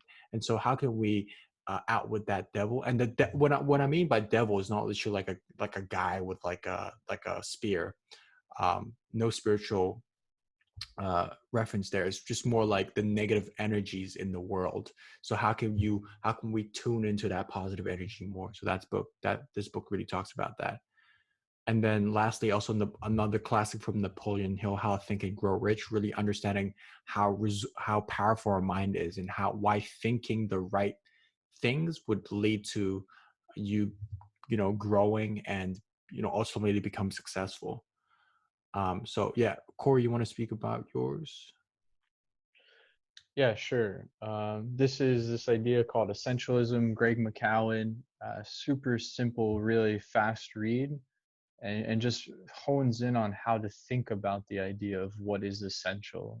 Nothing profound in there per se, just like a really nice, quick read on this idea of yes or no. It's similar to Mark Manson's How to Not Give a Fuck.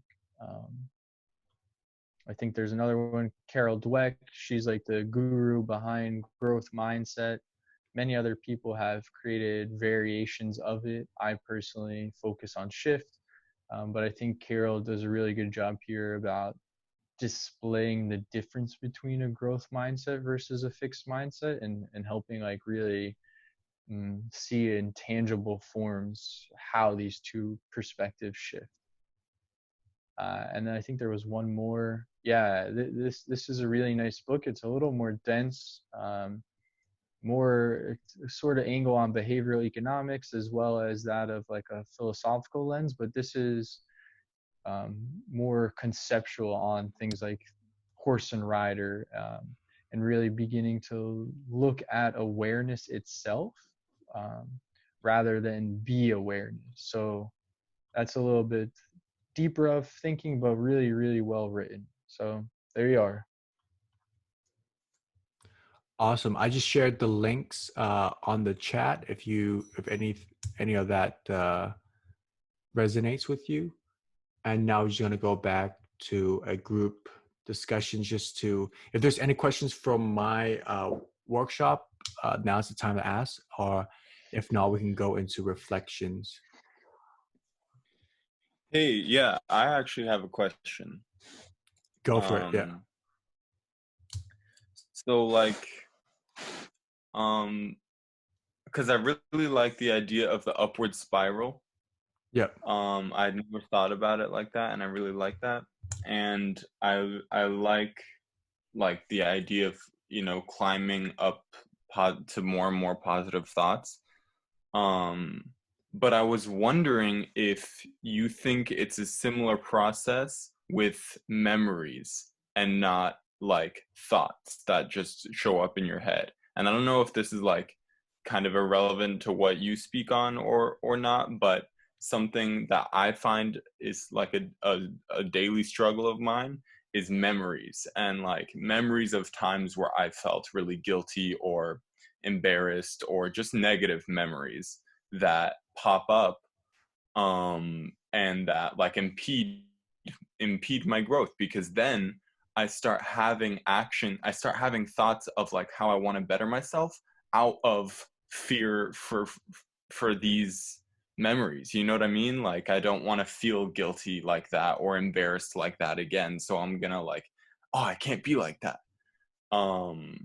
And I feel like it's similar because it's also thoughts that are coming out of general like fear.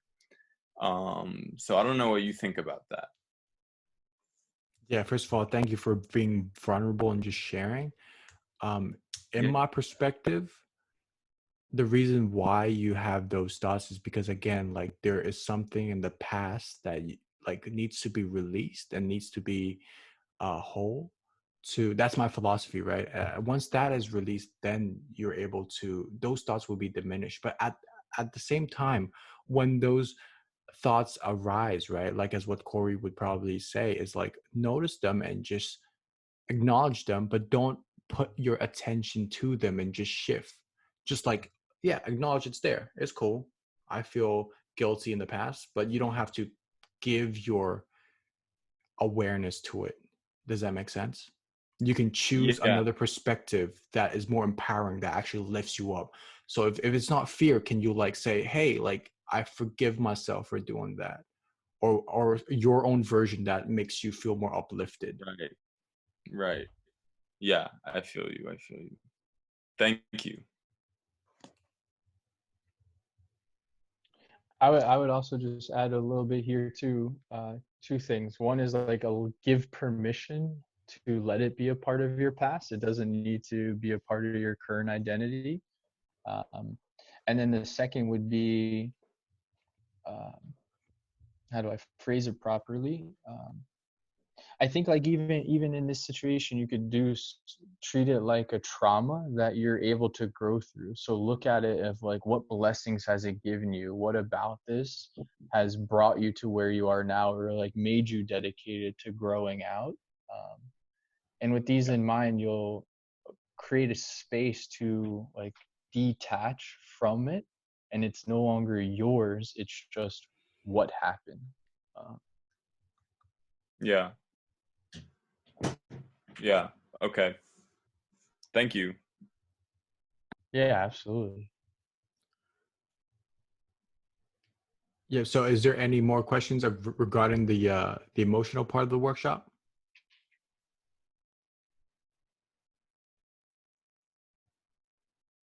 Yo, Marco, just wanted to ask you also. So you said like find your vibe tribe, right? And I guess, develop some sort of systematic way of maintaining that vibe tribe and being a part of it. So I just wanted to ask you, how does that look in a practical sense, and how can everybody figure out, that vibe tribe thing?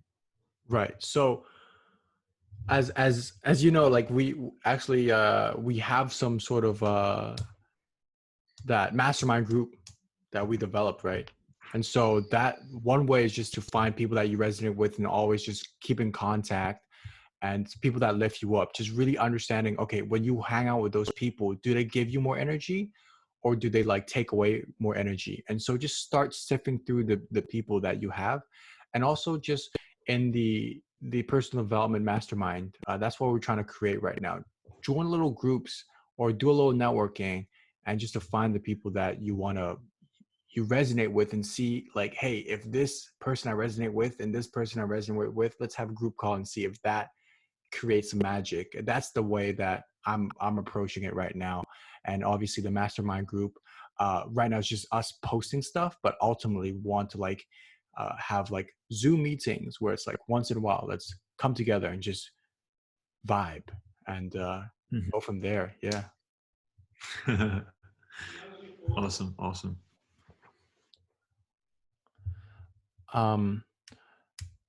So if there's not any more questions, I just want to open the floor for people like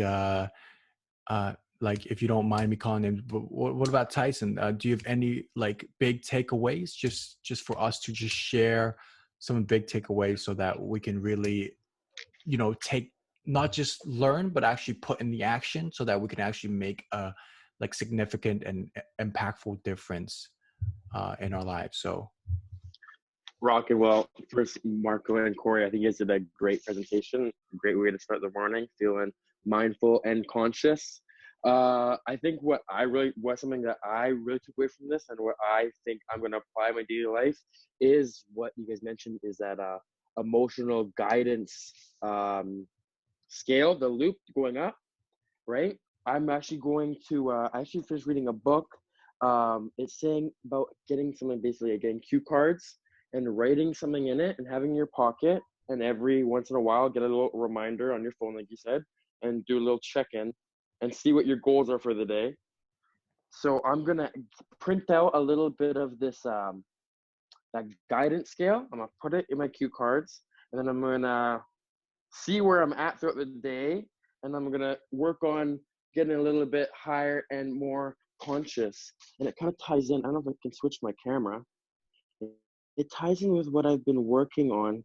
This I did like not too long ago. This is my do daily tracker. So I wrote down what I think it was Max was talking about. Talking about he knows what things we want to do in our life and every day, but we spend a lot of time thinking about it and making the decisions to do it or not. So I'm just tracking all of my daily things. See, some days yoga, I didn't really do it like at all. But I'm keeping honest with myself. I'm saying, maybe why? Look, I've been meditating and breathing almost every day. I've been cooking and eating a lot, singing consistently. But look at that. I haven't been reading nearly as much as I should be. So I think I'm gonna try to put this emotional guidance scale, try to put that to work, and maybe figure out like why am I not getting as much done as I want to get done. Because I realize actions do lead to results. And I would think of it too, just to push you or challenge you. What can you be doing differently to get more done? Yeah. I don't know. Maybe can we talk about that for a second? Yeah, let's dive in. So give me some thoughts, and then I'll take it.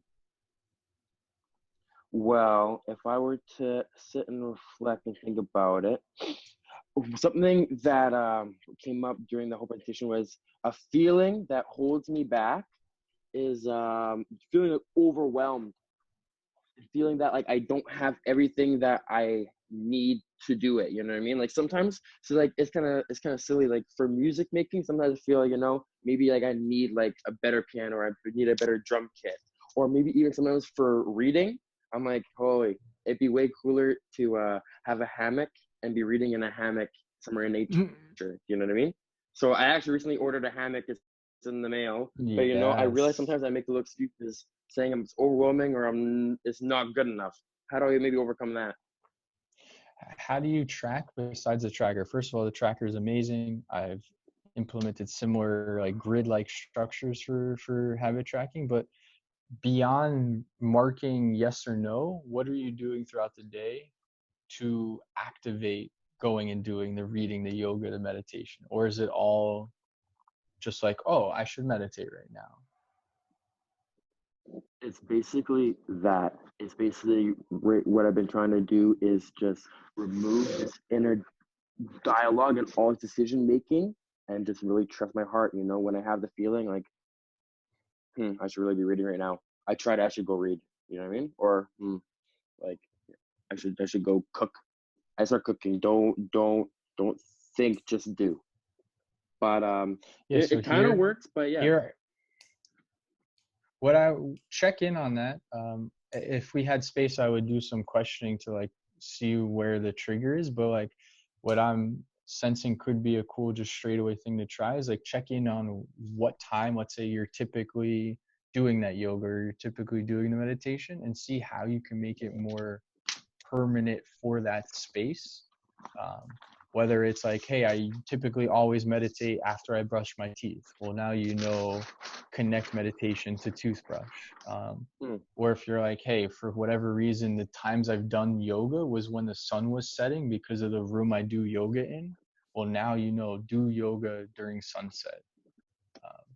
Try to find like consistencies that you can, sometimes we call like habit chaining, something that you can connect to so the habit stays associated with a other action or environmental influence. Yeah, a little. Because it doesn't I sound. know what you're saying. Cool. Go ahead, Marco. Oh yeah, sorry, I cut you off there. Tyson, a little thing that you can also ask yourself in your inquiry is like how can you be more at ease? You said that you're more you feel very overwhelmed right now, right? And so how can you be more at ease? What can you do to be more at ease? And by just meditating on that, some form of solution might come up. I realized through doing this that what actually helps is being productive, you know? On the days that I look back and I'm like, wow, I actually did do those two little things, it feels really good. On the days where I look back, I'm like, I still didn't get that done, that feels bad. And going back to what Corey said regarding to like what triggers me to what I want to do, yeah, again, I'm just gonna link that back to the emotional guidance scale and see, yeah, what did trigger me and what position was I in when it was going good? Because you guys are right. All these stuff, when it is going good, it is like a flow and everything's going good. But then what did happen that inhibited that flow or maybe made me drop down? That's what I need to identify. But also having that awareness too is those triggers may be multiple, but just having that mindfulness and noticing that something came in your mind, now you have a little bit stronger capacity to recognize that thought isn't you, it's just a thought coming through you. And you could shift away. You don't have to own what came. I like that thought too. I am the rider. Yes, you are, man. And so like just like the bull in those like bars sometimes, or like you can hold on even though you're the rider, you're being pushed around by the bull. Being the rider and keep shifting what you do, you're training the bull, the horse, next time that'll be more likely to listen to what you want. So yeah, good. Thank you, Corey. My pleasure. A little analogy is like, you know, when you're in a rough current in the ocean, it's like if you panic and you try to swim against it, you're not going to really make any progress. If you just kind of let it take you, and then you can like slowly navigate your way through, I think that's much more effective. Beautiful. 100%. Is there any other questions or any reflections, actually, not questions, that some big juicy takeaways that you guys want to share? What about Angel? Are you here, Angel?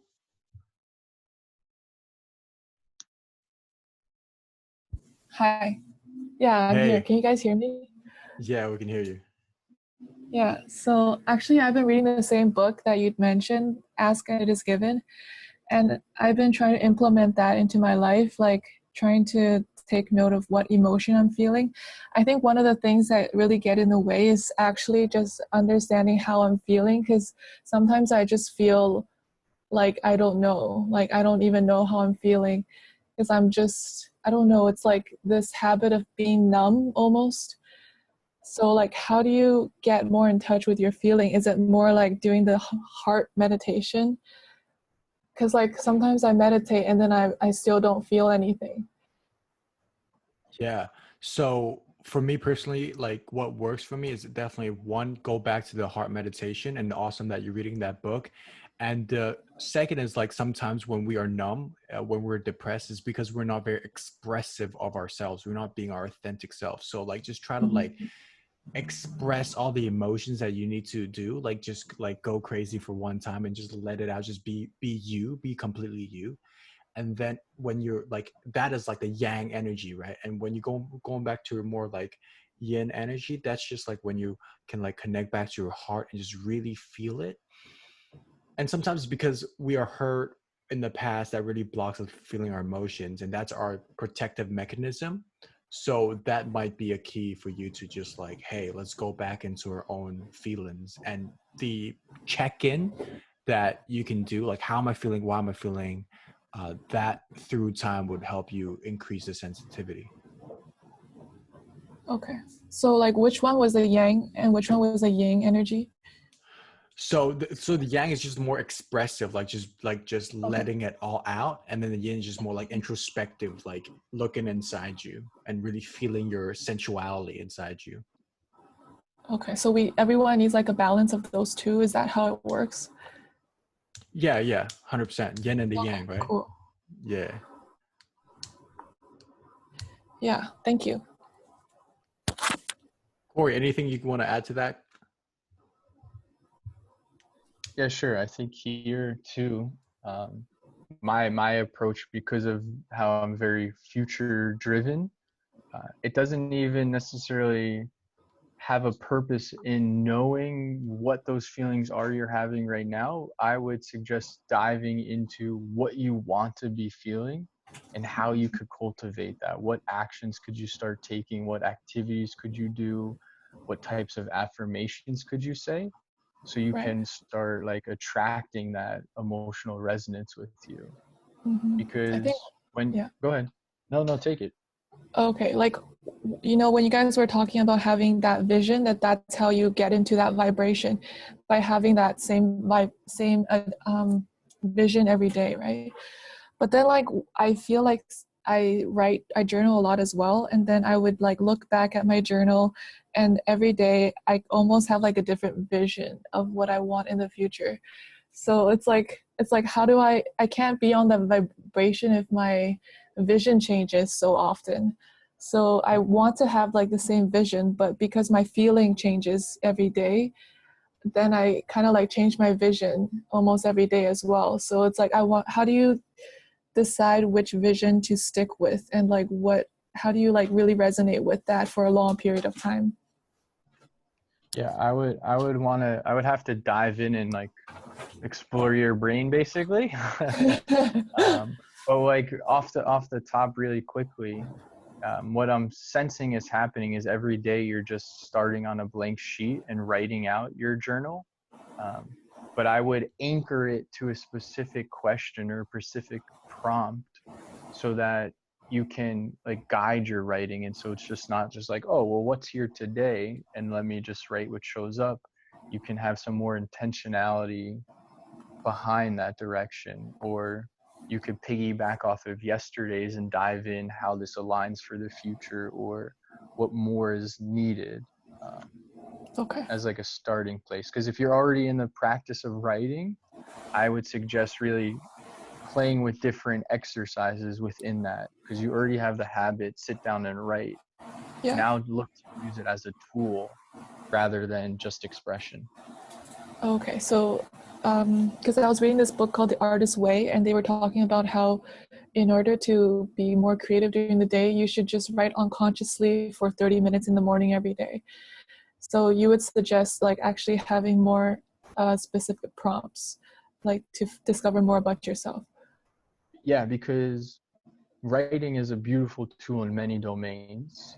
So what they're saying, I'm not taking away the weight of that, because that is true.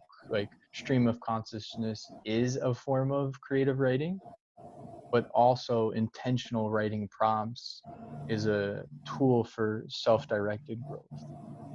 Okay. So I guess it just depends on what lens you're looking through, what mindset you have while you're using that writing. So what are like a specific prompt that's good for discovering your vision, like for the vision mapping exercise?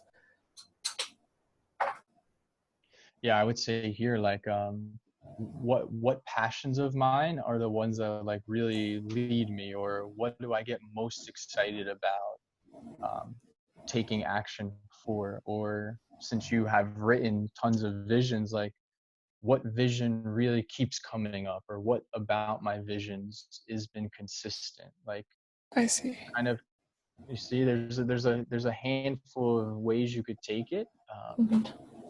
But yeah, almost use like your previous entries as a starting base, and from there dive in a little deeper and try to hone in on what's consistent, what's the passion, Mhm.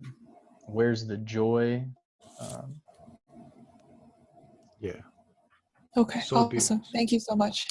I just have a little thing to add at the end is also instead of maybe holding down the vision, just really being clear about the vision, what you also want to just is being clear on the feeling, like ultimately what you want to feel, and maybe using that as a guide as well. And then obviously the purpose, understanding your purpose would help you know what to how you want to shape your vision, if that makes sense.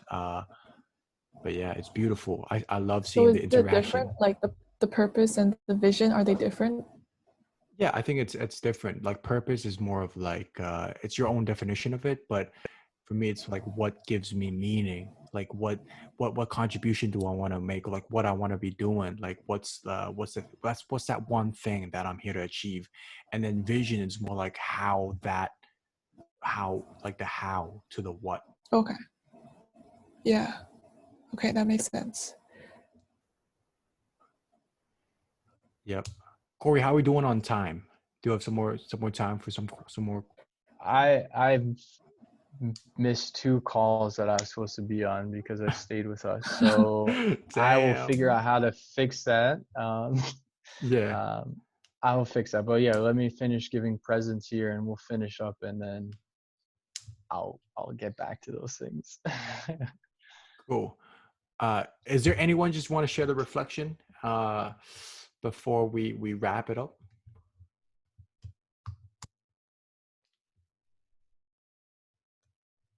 So like I'll say that one awesome takeaway that I got.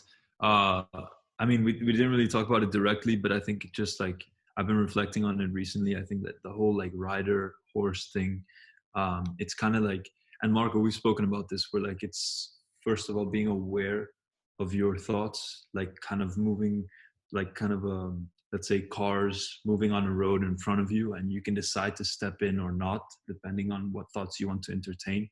But then even farther than that, like taking a step further, being aware of like your awareness, right? So stepping out even behind that and saying, okay, well, I'm aware that I'm aware about my thoughts.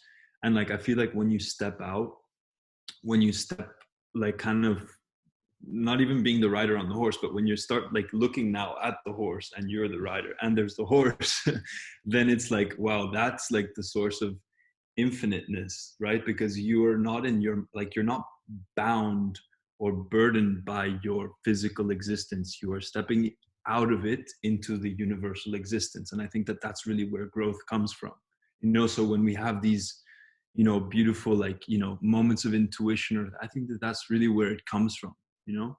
So anyways, I just had that thought, I want to share it. Dude, Yeah, that's beautiful. beautiful. Thanks. Yeah, and going a little bit is I think that's what I'm also exploring personally myself, like in that present awareness, being aware of my awareness, and that's like, ooh, like if people say, ooh, once you go there, you're like awakened, baby. Like that's where you're like, oh, who am I now? Yeah. So Yeah, that's for sure. another level that we can all like go into. So thanks for sharing that. Yeah. Yeah. High That's consciousness. consciousness 202. Yeah. No, Yeah. that's true. I do this thing sometimes in my coaching. It's called the self-love legacy. But like, what is that one thing you want to do for self as you grow through life? Whether it's like, I want to read X number of books, or I want to write X number of books, or I want to travel this many places. For me, it's I want to develop as many perceptions as I can, how many ways of being and seeing that I can.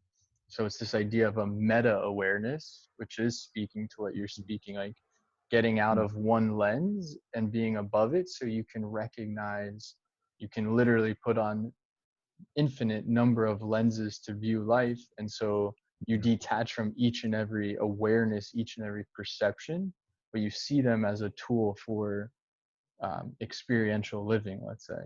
So nice. Awesome meta awareness.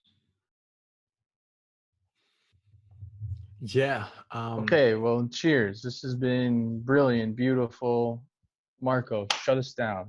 I'll wrap it up. Not shut us down. Cheers. But yeah. First of all, I just want to thank Corey for doing this, and I also want to thank everyone that came. It's beautiful just to see like the group of people that I know and some I haven't met just coming together, just having like a beautiful energy, and vibe. We have the intention of creating more of this. If you like it, please maybe message us like how you like it, connect with Corey, connect with me, and just have a chat. Say, hey, this is what I like, this is this is what we can be improve on. We're all ears. Again, we're just here to like spread that good consciousness and just do what we love to do. So with that being said, I hope everyone has a good night or a good day, depending where you are in the world. It's just really nice to see this online community coming on. And it's really funny because Cora and I just developed the friendship online. So that online relationship is definitely possible. And we need to harness this, especially in these times. So go kill it, go actualize that dream, go apply what we want to, like what you have learned and what you have gained from this session. And I think that's really where the real growth comes from, just applying what we know, not like that university, right? Just having that test and just dump it away. We got to really like internalize that good stuff. So that's me. So with that being said, I wish everyone a beautiful rest of your day, and see you guys next time soon. Much love and peace. Thank you, Thank guys. you guys so Cheers. much. That was All right, beautiful. be Thank well. you. All right. Bye-bye now, everyone. Bye. Much love to y'all, man. Thank you. Bye-bye. You're welcome. Bye. Thanks, Marco. Peace. Thanks for coming, Julie.